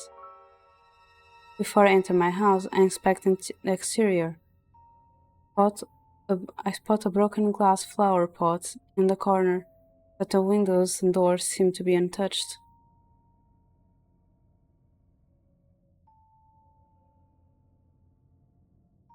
The sight of my house makes me nervous. I walk around to make sure no one else is skulking around it. When I get inside, I notice that the door lock has been broken, but it is otherwise intact. The scratch marks from fingernails in the wood reminds me of the fear I felt. I should call someone in the morning. Now I just prop a chair under the doorknob. Nope. My attackers also overturned the lamp, battering my books and magazines over the floor, but the damage is surprisingly not as bad as I expected. Using a flashlight, I examined the house from inside out. Fortunately, there are no broken windows. Oh my god, that scared me! I am in the middle of picking up the magazines when I hear the phone ringing and rush to pick it up. Hello? It's Viviana. Hey, Lyoji here. Sorry to call it so late, but is there any chance Ikuya is with you? No, why? I told her to come over yesterday, but she never arrives. I tried calling her phone, but she didn't pick up. Her brother contacted me earlier. Apparently she didn't go home last night. That sure is odd. Not like Ikuya to run off without saying something. Did you search for her? Yeah, in fact, I'm on my way to your place. It is pretty late. Won't you make her dad worry? He probably won't come home tonight because of work. Let's meet at the library instead. Sure. Oh my god, please don't kill Ikuya. Please don't kill Ikuya. By the way, I think someone broke into my place. I don't think anything was stolen, but the living room is a mess. I'll report it for you and have some investigators look into it later. Thanks, Lyoji. A short while later, we both arrive at the library building and discuss where we should start looking. We have no clue where she could be. You think she got lost or something? She knows her way around this village better than I do. There's no way she'd get lost. Maybe she followed some strangers? She could be in danger. I mean, there are endless possibilities. I'm worried. She doesn't know any self-defense moves. We walk around the village into the wee hours of night, but our search was to no avail, unless she was kidnapped. The only place left to look is in the forest. Let's call it a night and continue tomorrow. The streets aren't safe around this time. Could we report you to the police or your dad? I think people normally have to be gone for 3 days before the police can accept a report, but I'm sure my dad will make an exception. We'll look into it as soon as possible. 3 days for a missing person? Oh my god, here if we are less than 18, at 24 hours you get reported. Sometimes even if you're 18, depending on the situation. Be careful on your way home in the meantime, Diviana. Alright, you too. On my way home, I mutter to myself. Where could Ikuya have gone? I do hope she's okay. The past few days have been so eventful. I paid no attention to you. I'm sorry, Ikuya. My friend still has not been found after a few days. Even her brother, who is closest to, does not know where she is. The police have already begun to look for her, though we have been told not to worry. Ryoji and I have not given up on our search for Ikuya. We investigate the village every day, and at night we pray for a safe return. Now it is exam week, which is a nice distraction. Take a deep breath as Mr. Blanchard hands out the exam papers from the front of the classroom. Ryoji leans toward me, speaking in a hushed voice, but secretively, of course, since we cannot talk when the exam is going to start. I bet I'd score higher than you again in this exam. I had no time to study, but there is nothing to worry about. Exams end, and it is time for lunch break. Ryoji approaches my desk. How did the exams go? Naturally, it was easy. I'm sure you'll get a higher score than you. Don't get your hopes up just yet. We'll see what the results say.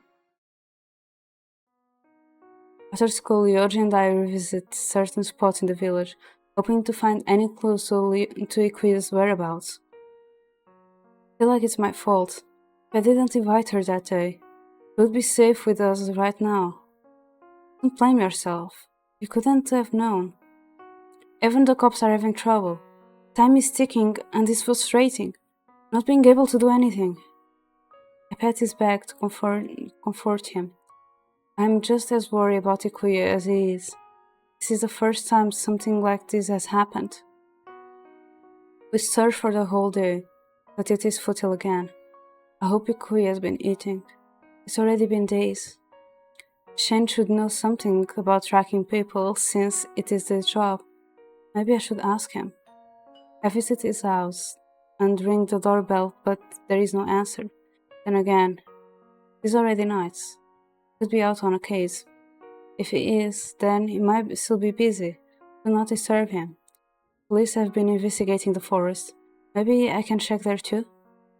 I would call Ryoji to join me, but I don't want to bother him. I know he has been searching without me. He looked really tired at school earlier.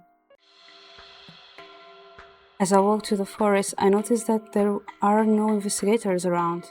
I did not expect them to go home this early. Well, at least there is no one to stop me from looking around. Deacon pops up in my mind. He's like the forest guardian. He would notice right away if anyone entered the forest. Maybe even knows I'm here right now. He won't be happy to see me, but if there is even the slightest chance I saw Ikuya, I have to ask him. Oh, it's getting dark. Oh my goodness.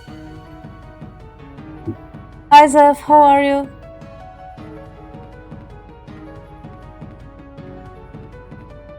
The sudden echo of gunshots in the distance draws my attention, so I head in that direction. Following the sounds through the dark trees led me to the old temple. Shane walks backwards, across the field, raising his gun at the temple like a warning. I cannot see very well from where I am, but I recognize Zakon's figure standing by the entrance. They seem to be watching each other. When Shane reaches the edge of the field, he puts down a body, which he had been carrying over his shoulder against a tree. That's Ikuya! As Shane runs closer to the temple, I go straight for her. No wounds, scratches, or any bleeding.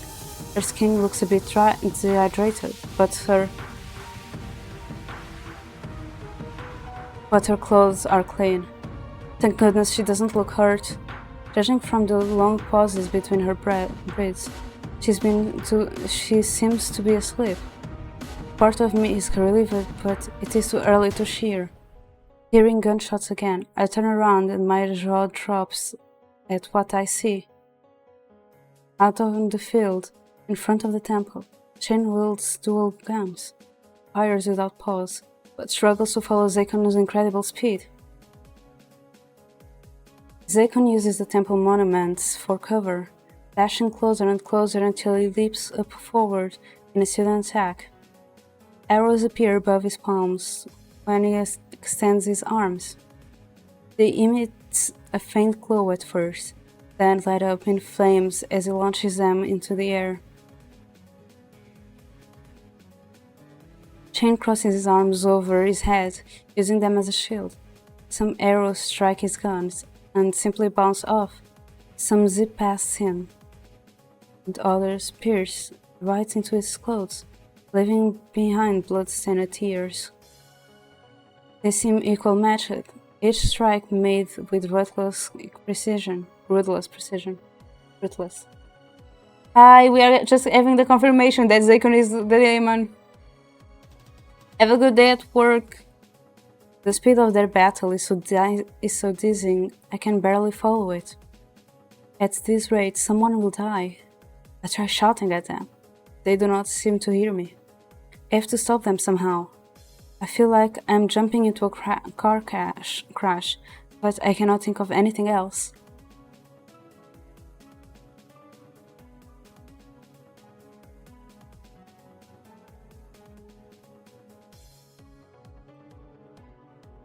I'm going to hold Shane back. I wait for the right moment, then rush, because I know that Shane will kill me if I do that. Then rush in and drop my arms around Shane. Taken aback, he fires at the ground, and the sound makes my ears ring. Don't attack him! Shane turns to look at me with cold eyes. Tsk. Are you on the demon side? Wait. Is he referring to Zakon? He tries to shake me off, but I refuse to let go. Zakon must have not noticed me because more arrows are heading in our direction. I immediately duck, but Shane does not follow. He stands in front of me instead, acting as a shield. When the arrows sink into his flesh, he grunts, his posture sagging. Ugh. Zakon, stop this! Zakon halts in the middle of the field and stares at me with an odd expression. Viviana? Suddenly, Shane drops to the ground, grabs one of the guns and shoots twice. Zakon stumbles back, raising his hands to his wounds. The arrows hovering over his shoulder start to falter. At least caught off guard, Shane continues firing. I'm surprised that he still has strength after taking that hit. Wait, Zakon! Pallid, I cling into Shane again, using more force to hold him down and causing his next shots to miss. Right? It took a long time. Let go of me already! No way, I won't let you hurt him anymore. Shane tries to forcefully push me away, but then we both get stunned by a bright light. The next moment, Zakon is gone. I let out a sigh of relief. He must have run off into the trees. What exactly happened between Shane and Zakon? Shane, why were you... Shane? I glance over at Shane beside me, and I know something is wrong. drops his gun again, grabbing his stomach with his other hand as he staggers on his feet. The front of his shirt is stained wine red, and blood drips onto the grass. He coughs a few times before dropping to one knee. Oh no. I quickly move to support him before he falls over and help him to keep balance. Can I remove your mask? It will help you breathe easier. Shane looks slightly dazed, so I reach behind his head, unclip the mask and gently pull it from his face. Should I take you to the hospital, or does not move as he catches his breath? I notice blood leaking from the corner of his lips, so I take a handkerchief from my pocket and wipe it away. This is my fault. I shouldn't have. Gives me a blue-eyed stare, and I avert my gaze, feeling even more guilty. I cannot find the right words to say. For a few minutes, Shane shifts away from me as he puts his mask back on. He also picks up his guns, tucking them back into their holsters. He quietly stands. Being this close, I notice other injuries on his limbs. The dried blood indicates that they were not recent. What was he doing before he fought with Zakon? Shane goes over to Ikuya, a hand still over his stomach, and picks her up with his other arm, hauling her over his shoulder. He starts walking away, and it pulls me out of my daze. I quickly go after him. Wait, where are you going? Bringing her back. Let me carry her. You're wounded. He ignores my request, and I wonder if it is due to pride or foolishness. He should know how badly hurt he is. Why won't he let me help him? I end up walking behind him, and shortly after, we arrive at the police office. It is open. When we enter, someone immediately approaches us. My, is that Shane? You sure are back early. Also, what happened to you? Don't tell me this blood is yours. I found the missing girl. Take care of her. Hey, good work. Shane stiffly hands Ikuya over to the man and turns away, already heading for the exit. Are you really okay? Without answering, Shane leaves the police office.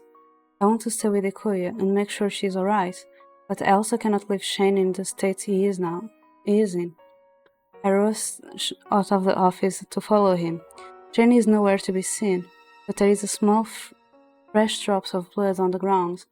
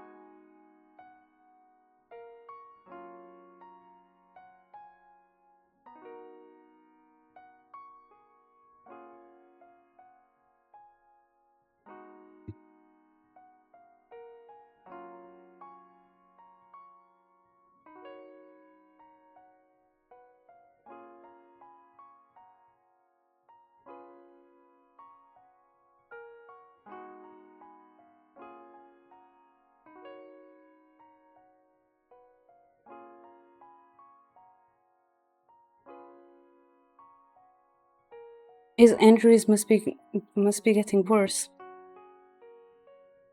I follow the trail to a straight corner, where I find him leaning against the wall, groaning softly. Moving closer, I notice that his breathing is getting irregular. Wait, Shane, you need treatment. You don't need to act tough in front of me.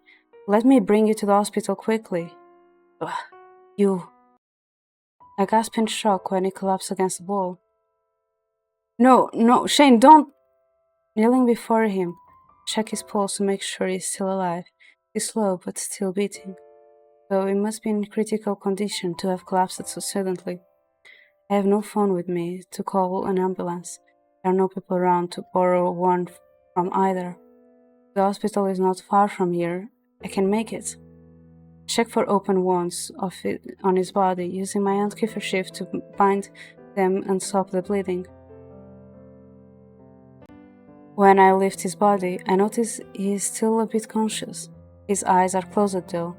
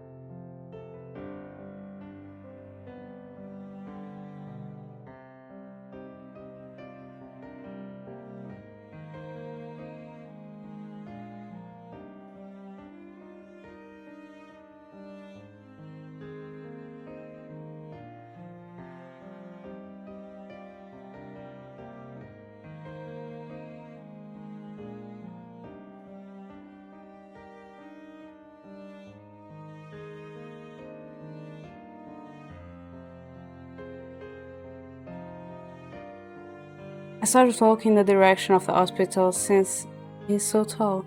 His feet drag along the ground. This guy is so heavy. Do not complain. He is the one who saved Ikuya. I mean his death. When I arrive at my destination, the nurses and doctor take one look at Shane and immediately bring him to the emergency room. I'm relieved to see him in safe hands. It sounds like his condition is critical, but the doctors are confident he will make it through the night. Some of them even say he has been through worse. Investigators must have it tough. I return home with a tight feeling in my chest. I'm glad that Ikuya is back safely, but I cannot relax yet. Things are still hectic in the village. Shane would only shoot at a threat. Did he mistake Zekon as Ikuya's kidnapper? I do not believe Zekon would do such a thing. Maybe he found her and was simply taking care of her in the temple. I have to find out what happened. Next day I wake up early to visit the hospital. Even though visiting hours are not yet open, I want to make sure Shane is fine. Miss, you can't visit a patient now. His condition is stable now, but he's still unconscious. We are not sure when he will wake up. The doctor was wondering what happened to him. Any chance you might know? Could I possibly tell her what happened that night? There was a lot of blood on his clothes too. I wonder... Excuse me? Never mind. When he wakes up, can you tell him Diviana passed by? Sure, I will.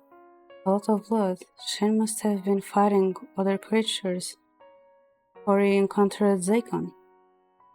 After that, I leave and head to school. How many chapters do I have before the bad ending? I'm probably gonna spoil myself, but I need to do this arc.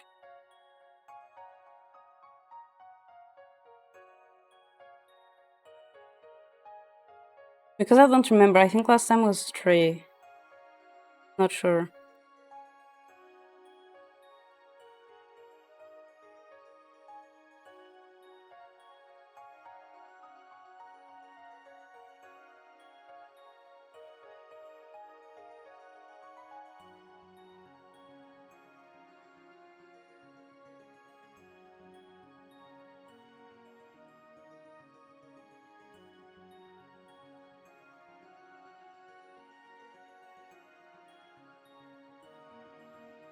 Okay, so it's still okay.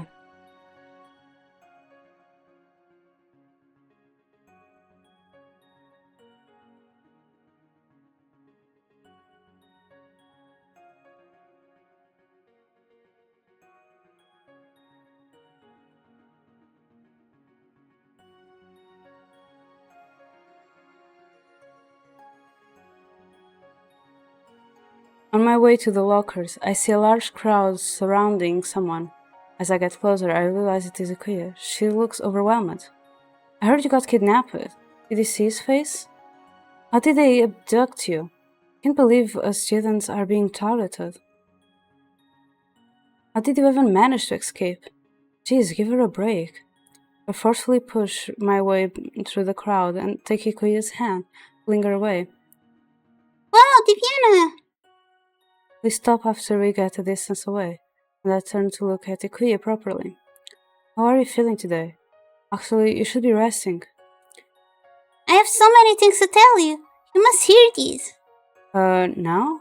You realize I just pulled you away so you wouldn't feel pressure to talk about it so soon? Don't you want to hear these? I got kidnapped for a few days and returned unscathed. Isn't that unbelievable? Don't act like you took a vacation. Liege and I were so worried about you. We searched everywhere we could think of, and then some. What happened to you?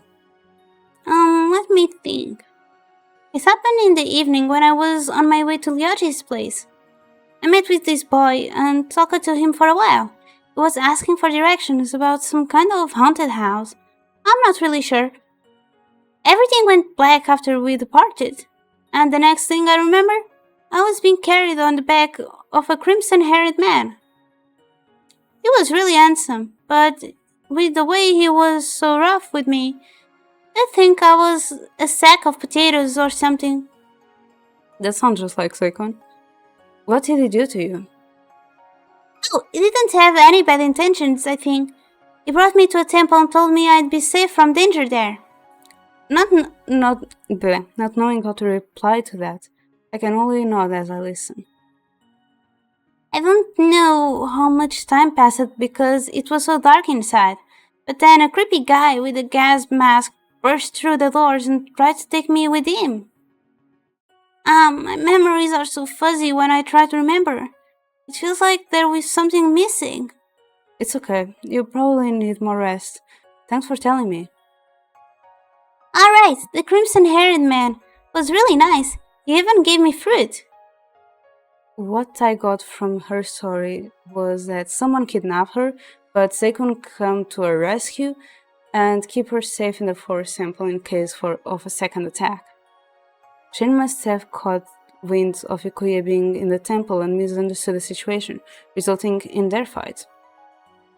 My gut feeling tells me it was Kaishi who took Ikuya, but I consider the possibility that someone else could be after her. Whoever it was, they might try again now that Ikuya is back. I cannot rely on Shin anymore, so I have to protect her myself. How about you stay at my place? We can have some fun together and I can keep an eye on you in case something happens.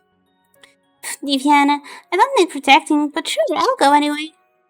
I feel slightly offended at the first part of the sentence.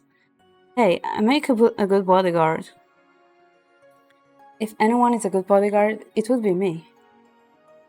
Yes, please! The two of you go together, please! I'm shipping you too. Real? Are you going to? Great! We could have a sleepover. Wait, what?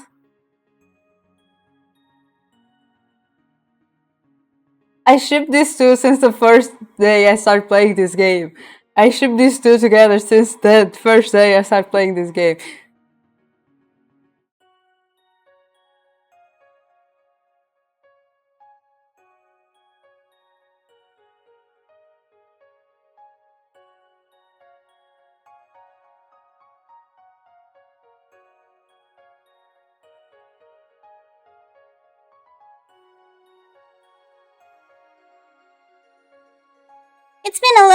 It's been so long since we've been to the Vienna's house, hasn't it? Echo, you can't just... Wait, I'm still lost. What's this about a sleepover? She smiles brightly and loops her arms around through mine and Lyoji's, pulling us close. In truth, I doubt Ikuya really feels fine about the situation, so this sleepover would be a good distraction for her. Besides, it really has been a while since the three of us hang out together outside of class. We're planning the sleepover for tomorrow because Ryoji has job-related duties today. Oh, this is a new image. After entering my room, I drop myself on bed. I feel tired after what happened last night. While staring out into the backyard, I remember the last time it rained this heavily. I half expected Zakon to knock on the door again. I wonder how Zakon is doing. I saw he suffered quite a few injuries. I'd go to the forest, but knowing him, he would tell me to get lost. There are too many things on my mind. I shake my head, feeling weary, and draw the curtains. The next day, I get ready for the sleepover after class. The guest room is already prepared for Ryoji and I haul an extra mattress into my bed in my room for Ikuya. It does not take long before the first person arrives. After opening the door for Ikuya, she gazes around the living room with narrowed eyes. Your place looks smaller than I remember. You're the one who got bigger. Oh, this sounds so familiar. When we went to Ryoji's house, we were the ones saying that, and Ryoji said that to us. Like, what Ikuya said to us is what we said to Ryoji, and what we said to Ikuya is what Ryoji told us. It's funny. I'm sure it flies fast, hehe. Ikuya drops her duffel bag close to the table and takes a seat. I go to the kitchen to grab something to drink. Oh my god. Suddenly, Ryoji pops up behind Ikuya and grabs her shoulders, causing her to jump. Oh, wait, why am I sounding like Ikuya? Boo! Ikuya twists around to glare at him. Just as from the attempted kidnapping. Did you really have to do? Also, be right back, I need to go to...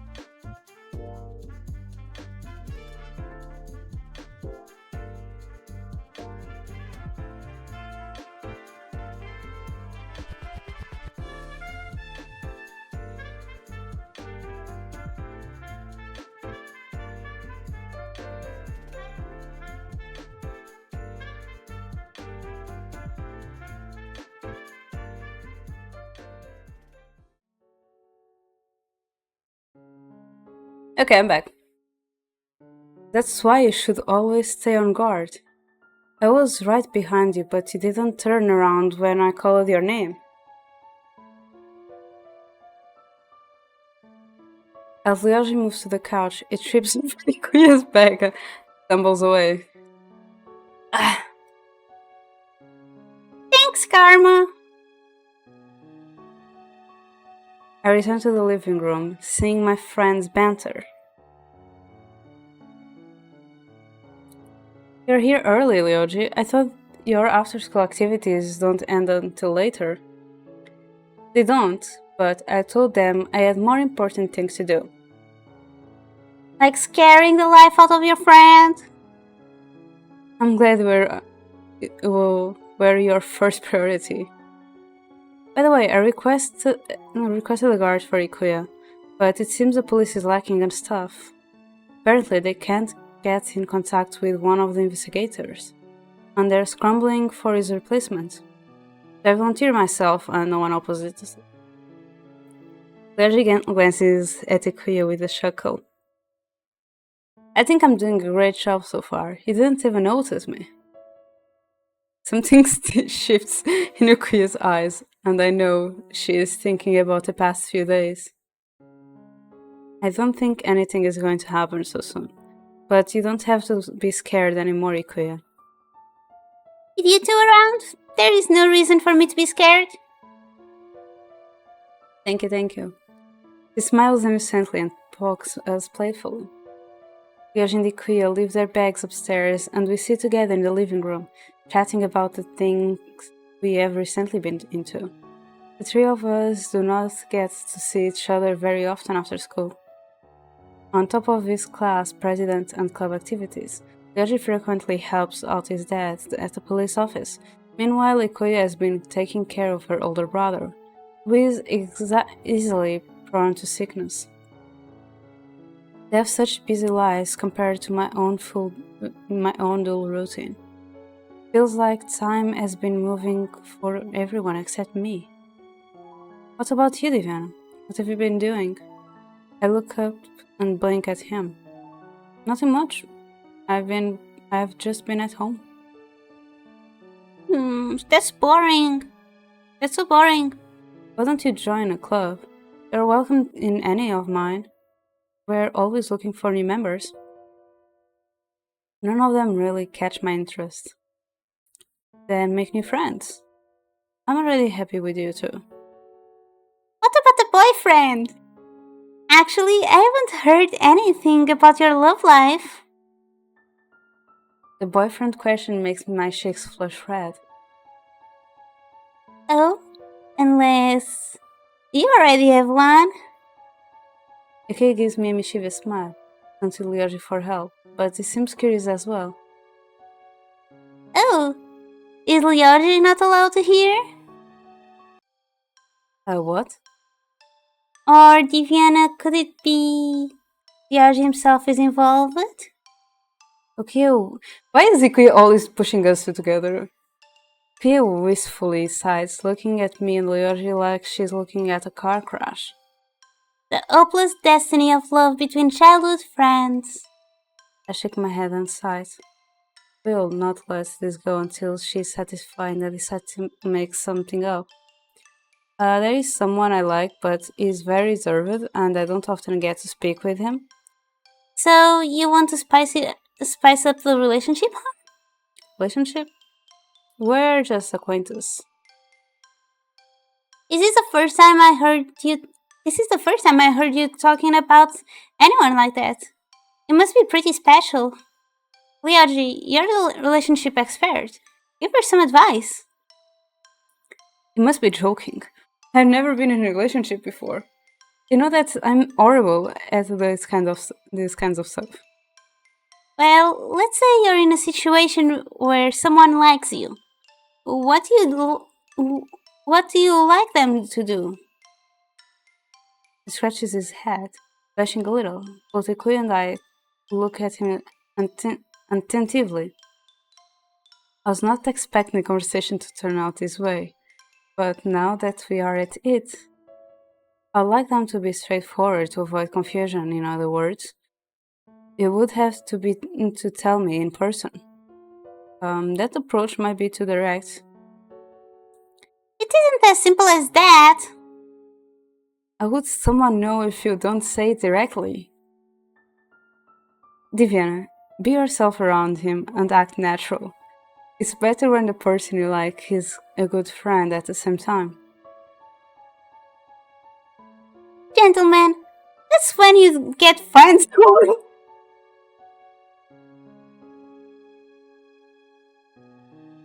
Oh my god!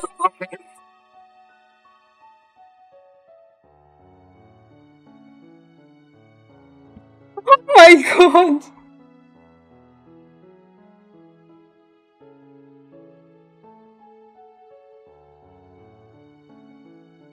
I read the Cleo's line in my mind before reading out loud. That's my reaction.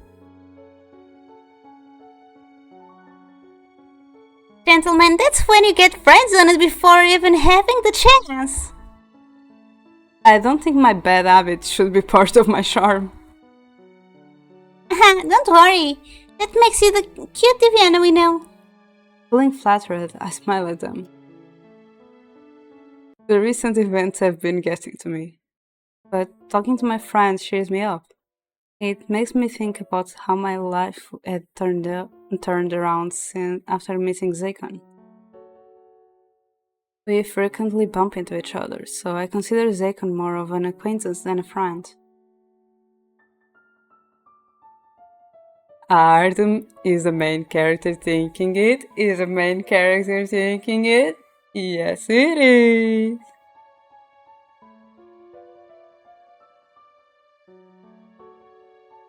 So then, why do I keep worrying about him? Do I actually like him? I just want to keep him company since he seems alone all the time. Think it just misunderstood? I want him to know that not everyone thinks of him the same way. I want to see him again. After night falls, I make dinner for Lyoji and Ikuya. I feel like having dessert, but I do not have any at home.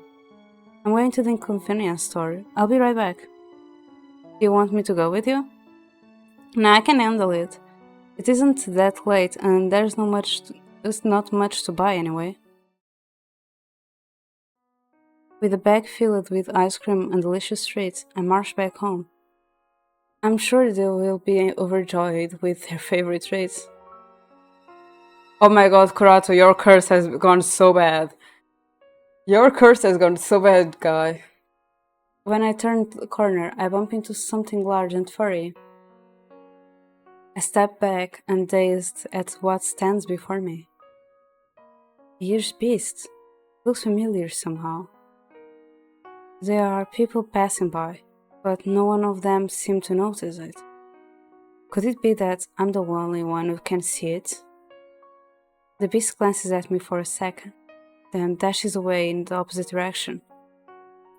It reminds me of the cat creature I met once before, but this one is a lot bigger. I want to chase it again, but change my mind. Friends are waiting for dessert, and it is getting dark. I wonder if this is what Zekun meant about spirits within the village. Hey, I'm back. Where are they? He's oddly silent. I go upstairs and hear voices from my room. Ryoji, be careful, please. I'm doing my best. Besides, this was your suggestion. This is difficult. Fine, I'll do it. I hear both of them having sighs.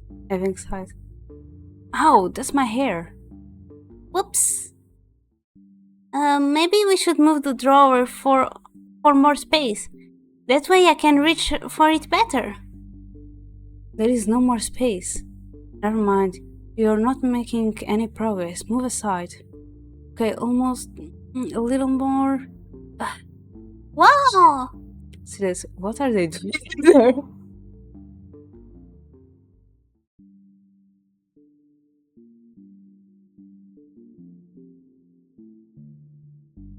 I enter my room and turn on the switch. I find Ikuya standing in the middle of the room. Is on his knees, exhausting, clear on his face. Exhaustion. Viviana, you're finally back! My two friends, making weird noises in the dark. This isn't what you think it is. Ikuya was acting silly and wanted to put her bunny airbow on me. I was trying to get it off, but accidentally got it stuck behind the drawer. The klutz bumped against the light switch. I told her to find the switch, but she insisted that I get her airbow first.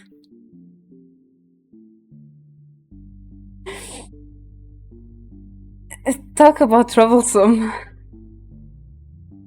But everything's fine now. Leota Red got it back for me. Hehe. I shake my head at these two. Even after all these years, they still act like children. Don't fumble around the dark. You could have bumped into something and hurt yourself. Ooh, I just wanted my bunny bow back. It is a precious gift from my brother. We head back to the living room to dig into the food I bought from the store.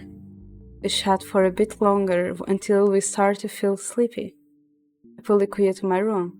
Ryaji starts to follow us, but I stop him, pointing to the guest room. Why am I the only one sleeping in a different room?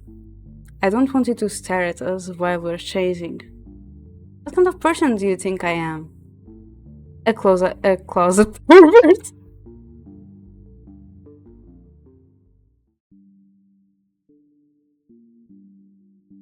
Ryaji rolls his eyes, stifling a small laugh.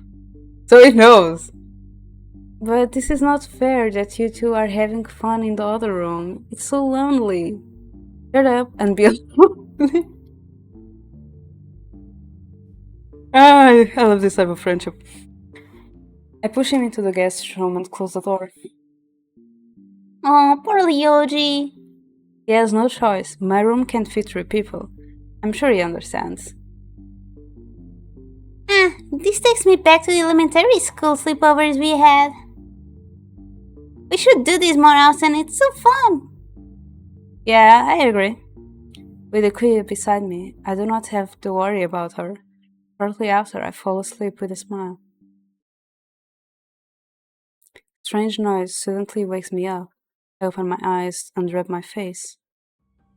When my blurry vision clears up, I see someone bent over me with a wide grin. He covers my mouth with his hand before I can scream. Moving his face closer, he whispers, I wasn't expecting to wake up. It's interesting how easily you pick up my presence compared to everyone else. Thank you for bringing me the other cursed soul. It saved me the trouble of searching for her. Again? Wrestle against his grip, and he forcibly grabs my wrist with his other hand. Ikuya, you... Yes, it was me. This time I will take you both. Like hell that's happening. Yes, it will. Unfortunately, our game ends here, Diviana. No way. Can you read my thoughts? I need to get him away from Ikuya. While Kashi has pinned down my arms, I can still move my legs. I forcefully shove a knee into his gut, causing him to pull back. It is only then that I realize he's floating a few inches above me.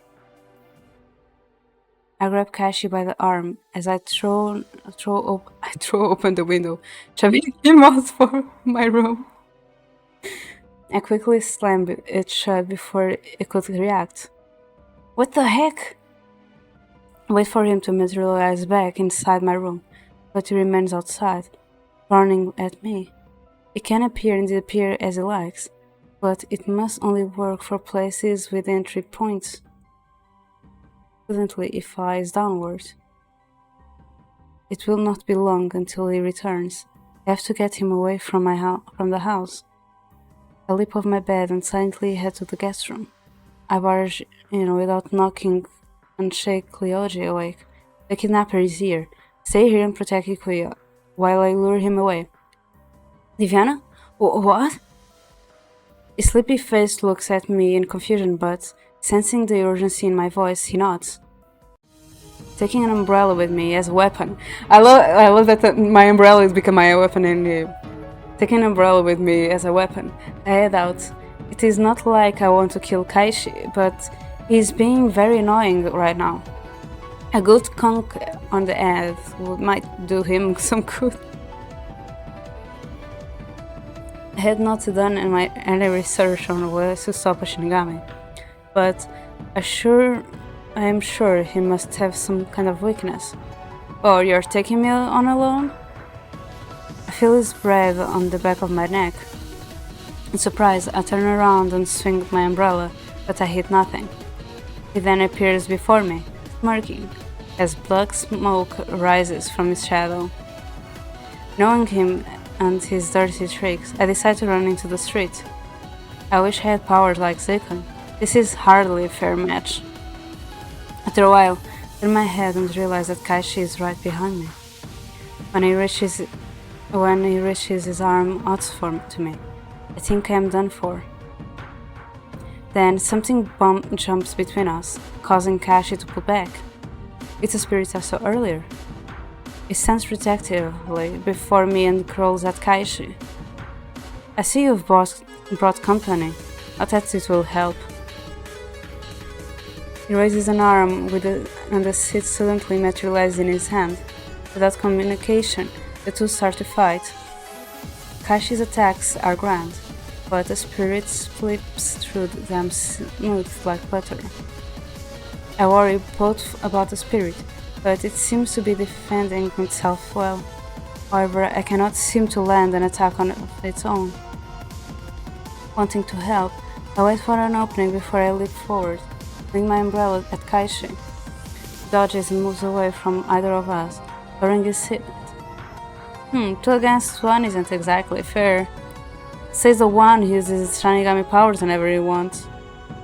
You're always so amusing.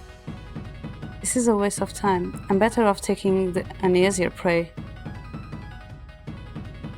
He turns away and heads back in the direction of my house. Oh no, he's after Ikuya.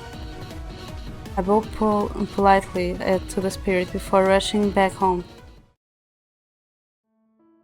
The house is silent. When I get back, I go upstairs to find Ikuya still asleep, with Ryoji sitting on the floor beside her. It seems like Kaishi has not yet arrived. Are you alright? Where did you go?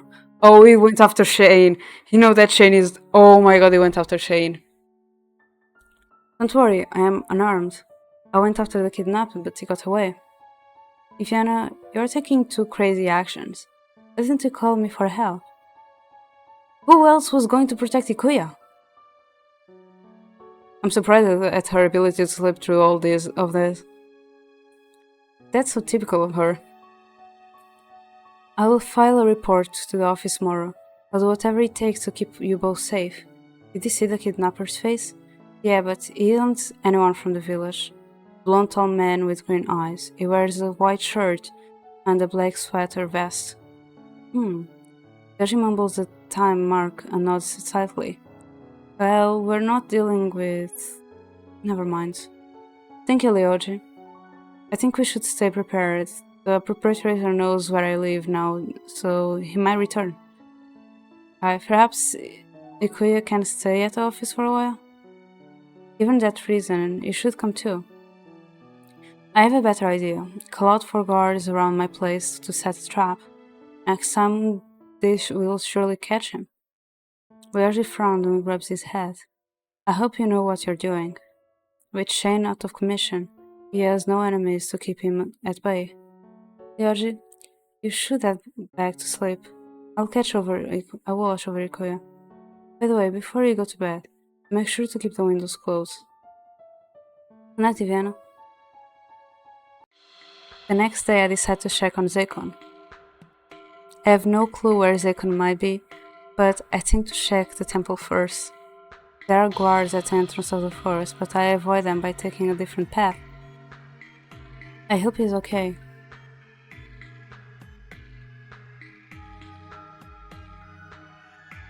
So he has horns.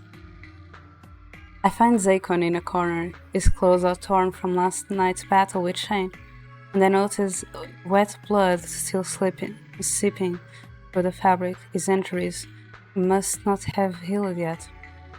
Then I realize he looks different. Horns stick out from either side of his head, and the dark aura surrounds him. Hi Viet, how are you?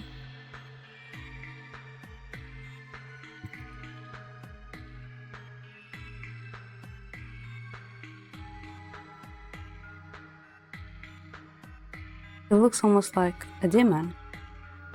Is he really? He senses my presence and looks at me with fierce, narrowed eyes, recoiling like a wounded beast. I freeze up at his glare, not daring to come closer. Expression softens when he realizes it is me. Oh, it's just you. It's a visual novel. Right now it's kind of mystery. It's like mystery, supernatural, kind of criminal because there is a lot of murders going on at the same time. It's still a little bit of confusion. You need literally to do all the routes to understand. Surprised at this form, I thought you were already aware of it. No, I wasn't sure. Are you scared now? I shake my head, unable to look away. His captivating appearance renders me speechless. Thinking back on all the times I spent with him, I never imagined Zakon would be like this. He matches my gaze, considering something. When I step closer, he suddenly raises his arms, a ball of light suddenly forming at his fingertips. He launches it at me without another word. Huh? What? I reflexively raise my arms to shield myself. However, the ball seems to hit something and burst into particles just before it could reach me. What happened? Oh, it looks cute! So I was right. What do you mean? You're one of those blessed souls. He knows about this too? Blessed? I've been told my soul's cursed.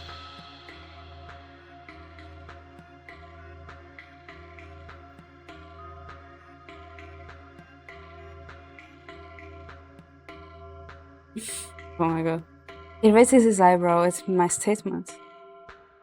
Cursed, you say? It's only a curse to demons since you are immune to their spells. Wait, I'm confused. Why are you here anyway? He must have told you that I was dangerous. That night, Shane told me that Zakon was a demon, but I still don't believe he is the same demon from the legends. You saved me, and my friend too. He shoots another spell at me, but this time, I do not budge. It vanished into thin air once again. So now you're acting tough. However, your barrier doesn't work against physical attacks. Zakon stands and walks toward me. I remain in my spot, lifting my chin to gaze defiantly at him as he approaches. Both his weight and his appearance make him intimidating, but I do not back off. He reaches for me but stops short, meeting my gaze. Have you changed your opinion of me yet? Your injuries will get worse if you keep pushing yourself. Worry about yourself, idiot. No. Zakon lets out a sigh and pulls away from me, mumbling in his usual tone. I hate being stared at when I'm in this form. I'm sorry, you just look so intriguing. You're not as terrifying as I thought you'd be. I came to thank you for saving Kuya. She's doing fine now. I knew you wouldn't hurt people. You both carry the same air about you. You mean she's cursed? I mean blessed too? There are different types of blessings, but I don't know what they are. Yours seems like some sort of shield.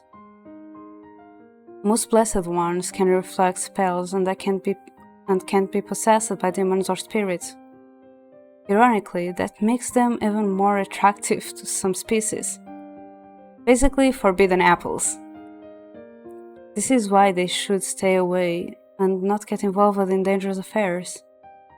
Crosses his arms and gives me a serious expression. I feel like a child being lectured. I was like, he's definitely scolding us. A few moments pass in silence before he finally sighs and changes the topic. What are you going to do now that you know about my identity? I'm going to spread the truth and change your reputation. If they know that you mean no harm, then the occultists will stop hunting for you.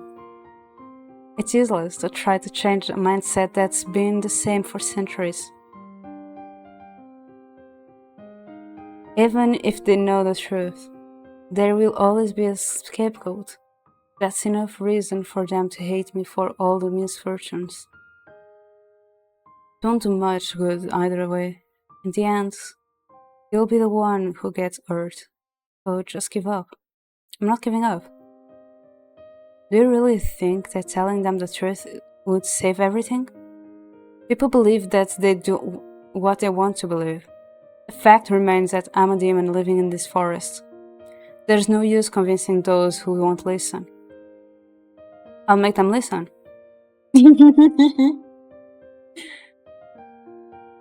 What do you even know about me? I feel my chest ache when he directs his words at me. That gives me more reason to understand you. Aren't you the hypocrite here?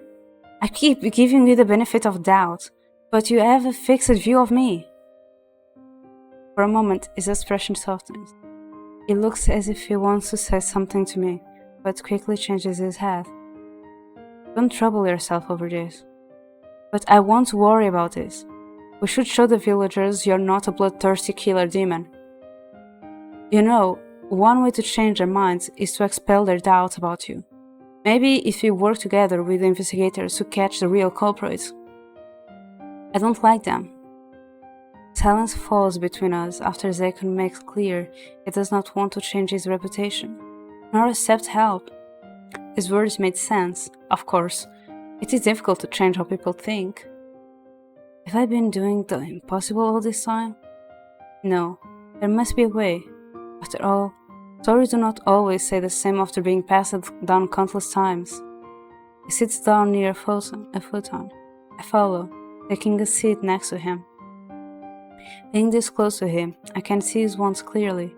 The blood stained of his clothes are so dark, they almost look like ink. It's already been days. Why didn't you heal yourself? You did it to me once. It doesn't work on my own body. The bullets were enchanted, but I've already removed them. It just takes a long time to heal. He averts his gaze and turns his face away.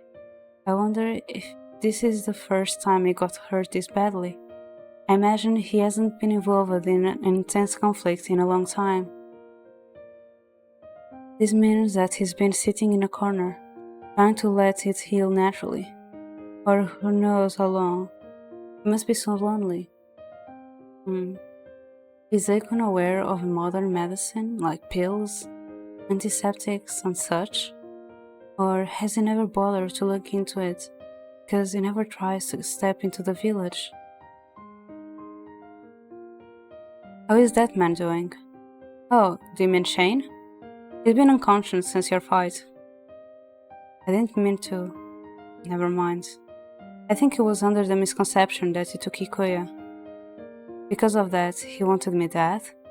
He is after supernatural beings, so perhaps he suspected you as the demon. Do you? Of course not.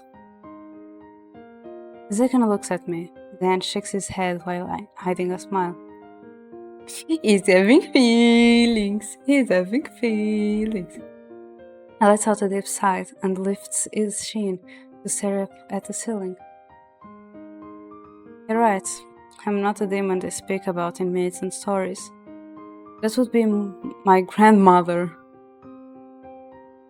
She grew greedy for power, leading other demons to turn against her. That's what caused all the bad rumors too. Eventually, she reaped what she sowed. balance found its way back, and all that was left was this forest. This place is my only memory of her, so I stay to protect it. With this color, I'm chained to this place. It was her last gift. I was right, the clothes changed. I was thinking, the clothes look like they changed, the clothes changed. It sounds more like a curse than a gift. She locked your freedom away. I was given a purpose to live. I don't care about the rest. When I was younger, I thought of living, but I gave up on the idea.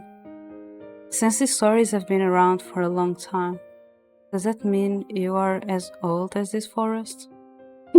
Oh my god. I'm just as old as I look. Could have lived centuries with that iron face. I pity you for being misjudged all this time. It's what I deserve for what my ancestor had done. You are you, their actions don't decide your fate. Even if I change my path, my past stays fixed. You people are so fixated on history. Well, we try to understand history so we can avoid repeating mistakes, but I will admit that it doesn't always work. People stick to what they believe. You finally understand why I'm getting at. Right now, I have nowhere else to go. I can only protect this forest. Zakon scratched his head. It takes some time to get used to, but this place isn't that bad. There are spirits living here, most of which can protect themselves from humans. Oh, those are adorable! Oh, they're cute! Suddenly, small glowing balls of light materialize in the air and start dancing around me, shaped like marshmallows. They have characters written on them, girl and boy. Let me screenshot and send this to you.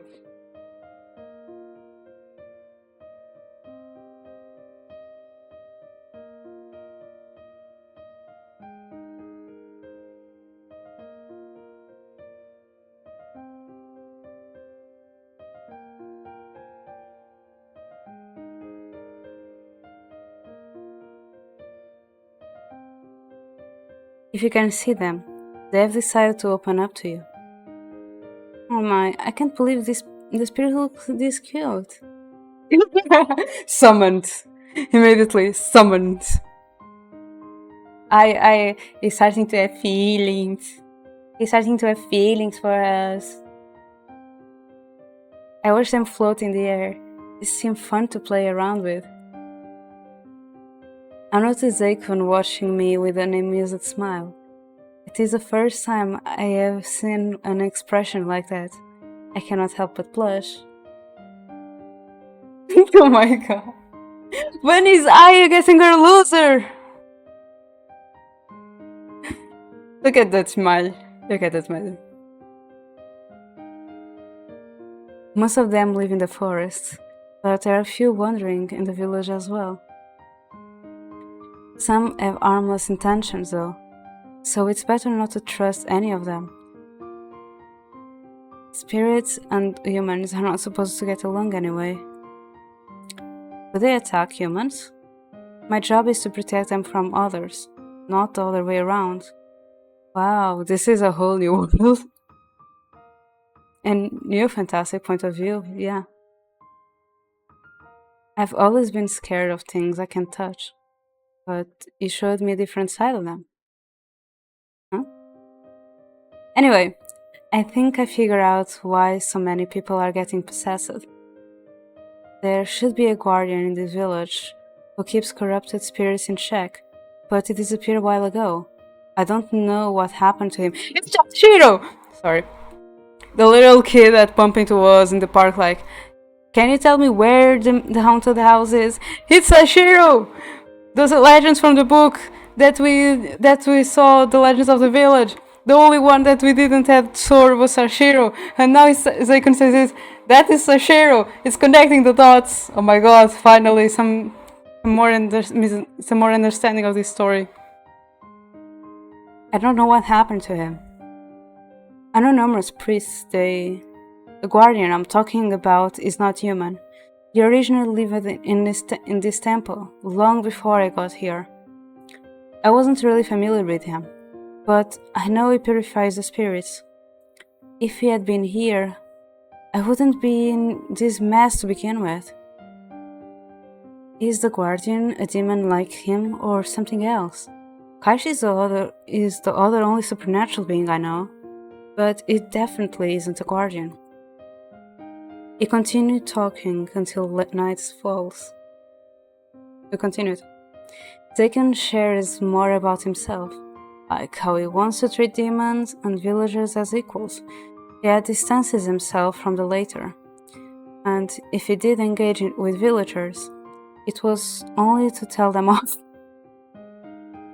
That sounds familiar. He also said that he never met someone as persistent as I am, since I was the only one who stuck around despite his warnings. By the way, how did you get past investigators at the entrance? I took a detour using off-limit roads. You really are asking for trouble. Well, the worst thing that can happen to me is getting lost, but I have a map. Your people must be slacking off or missing a trespassing little girl. In that case, it might be safe to head out. Where are you going? None of your concern. You might as well head home.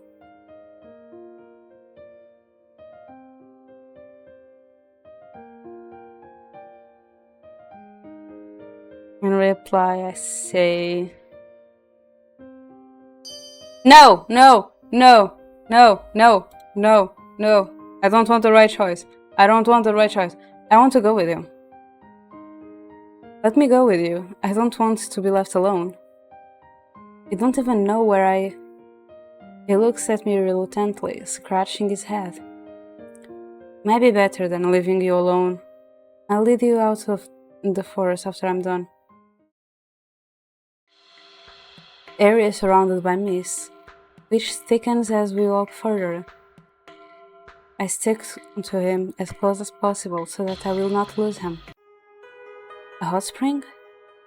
Steam rises from the water and lingers in the air. This must be the source of the mist, then. Zekon suddenly starts tripping. Oh.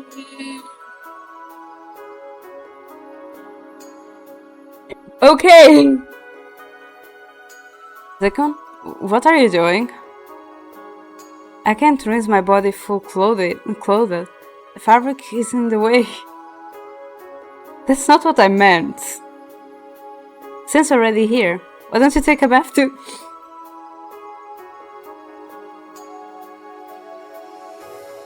Okay! I profusely shake my head, my cheeks eating up. It's probably just a hot steam. Why not? There is nothing to worry about.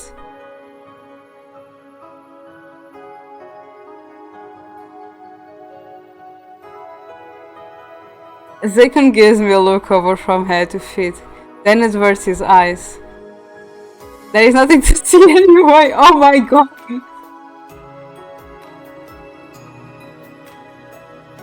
What do you mean?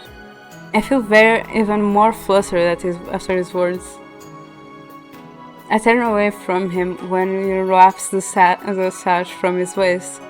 Then something hits my shoulder and I grab it on instinct, growing more flustered when I realize they were his clothes.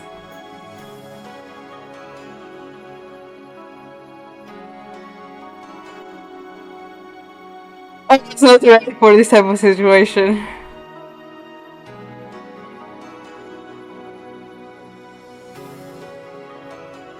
Keep those dry for me. I hear the sound of splashing water as we walk into the hot spring. Hearing the noises behind me made me flinch.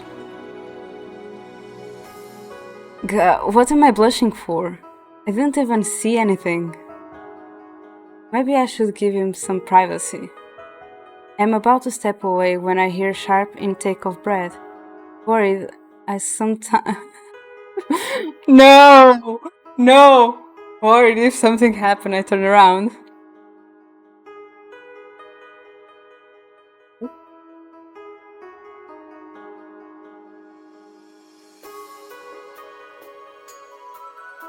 My gaze is immediately locked on his body. Most of his wounds have already stopped bleeding, but I cannot tear my eyes away from the large scars running across his back. In a way, it looks almost vulnerable. My cheeks grow hotter. Uh-oh!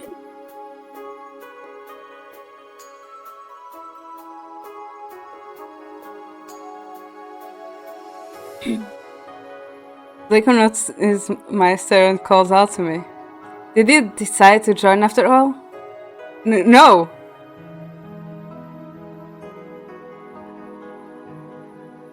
What?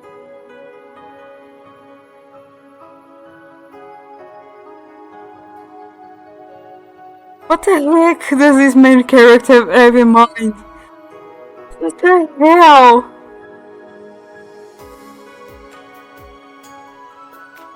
I swear, I need someone to explain this main character to me. I need someone to explain this main character to me. Can I wash your hair instead? Since I owe you for saving me, I may as well repay you a favor.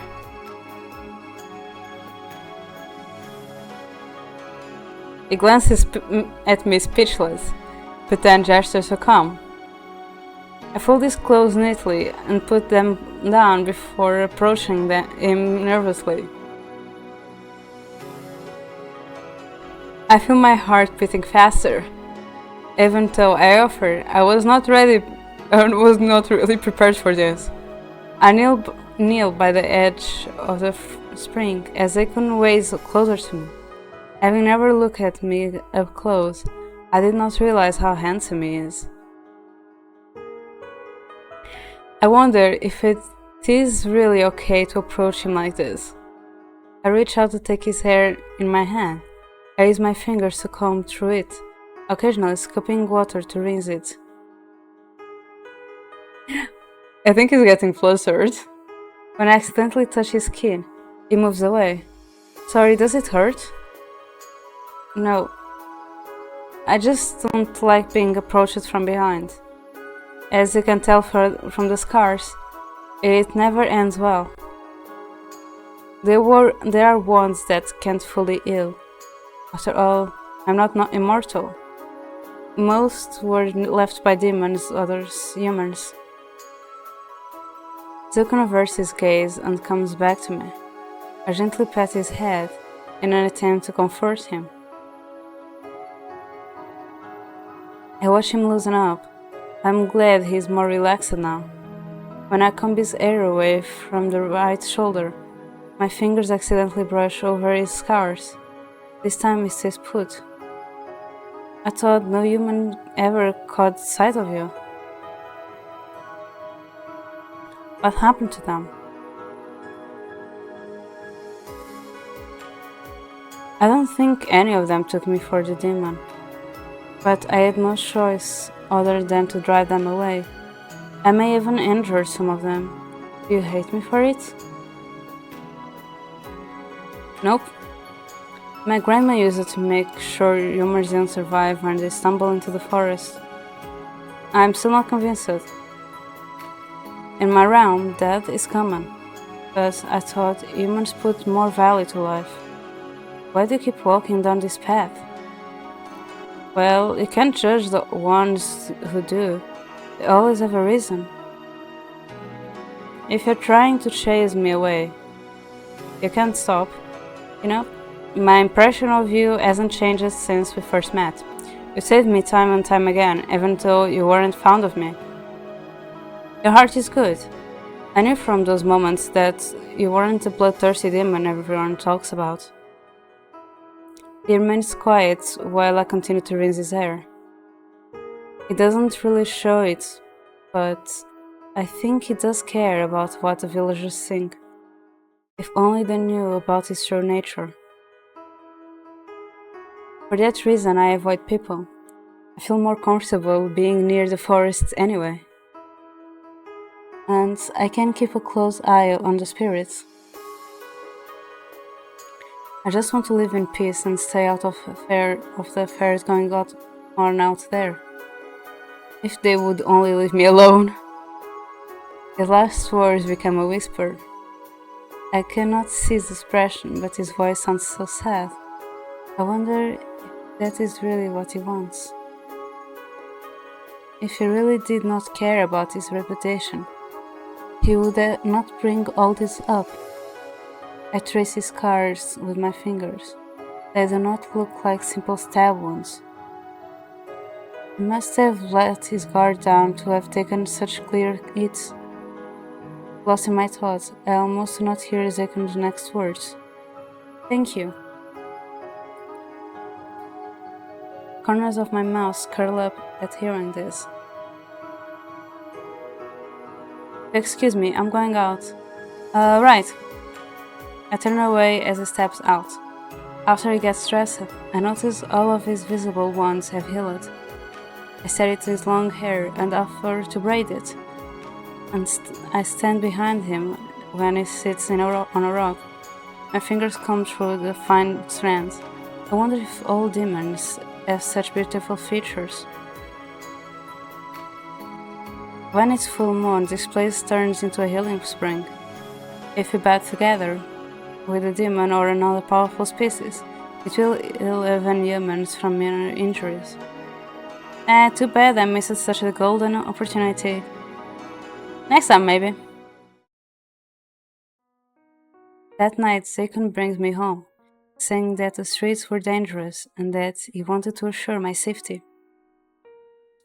Thank you for visiting me today. Oh my, it's the first time he thanked me so openly. I'm speechless.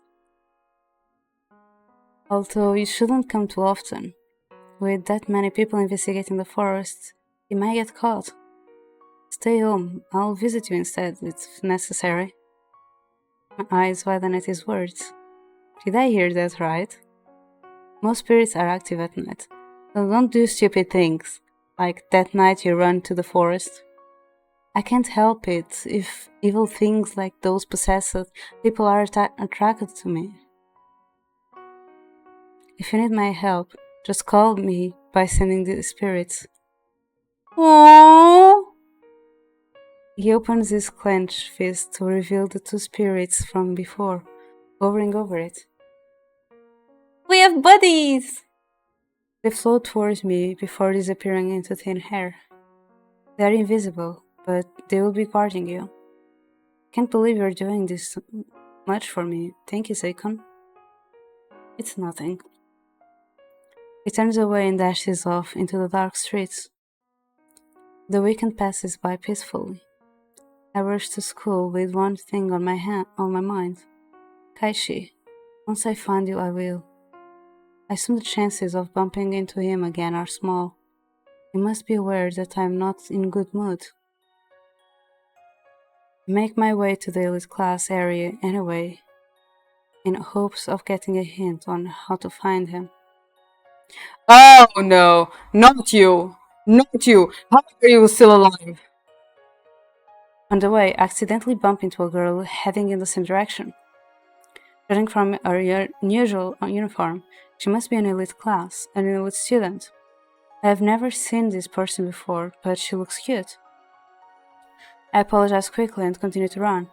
I notice the teacher going for a lunch break.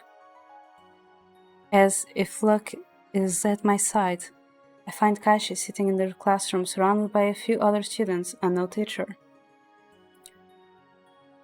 Hey, you're not permitted to be here.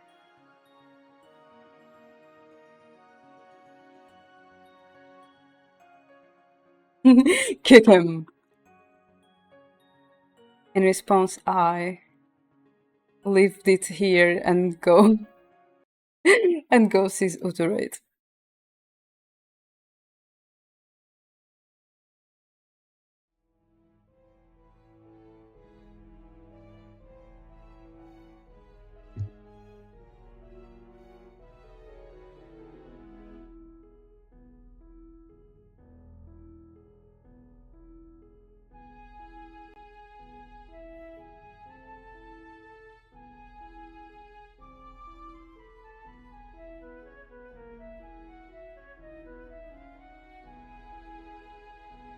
Still loading. Loading.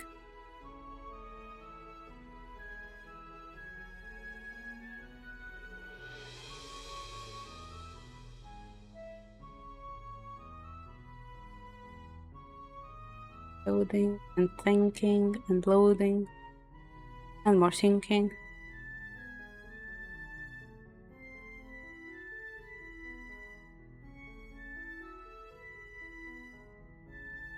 I forgot I changed my background music, so I was like, wait, I don't remember this music.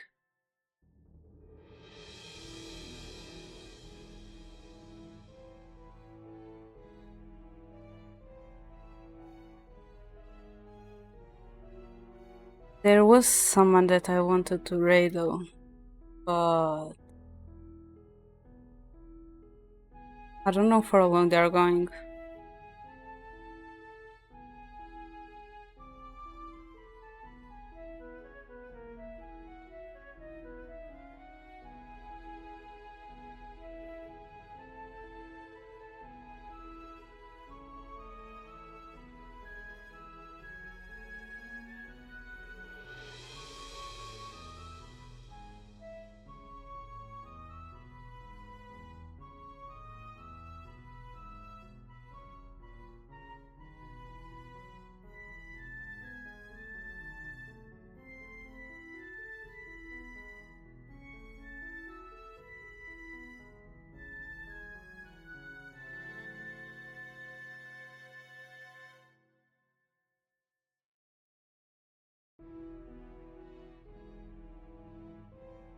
They are going for 2 hours, so let's see if I can see someone.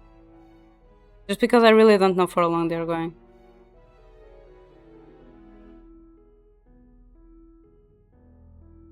This is going for 3.5 hours. Zell is doing a break.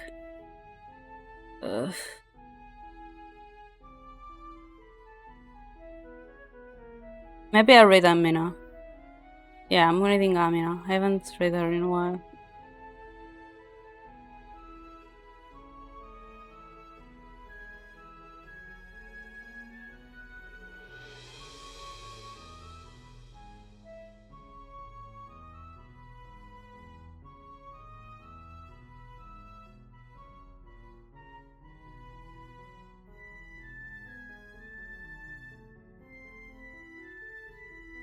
So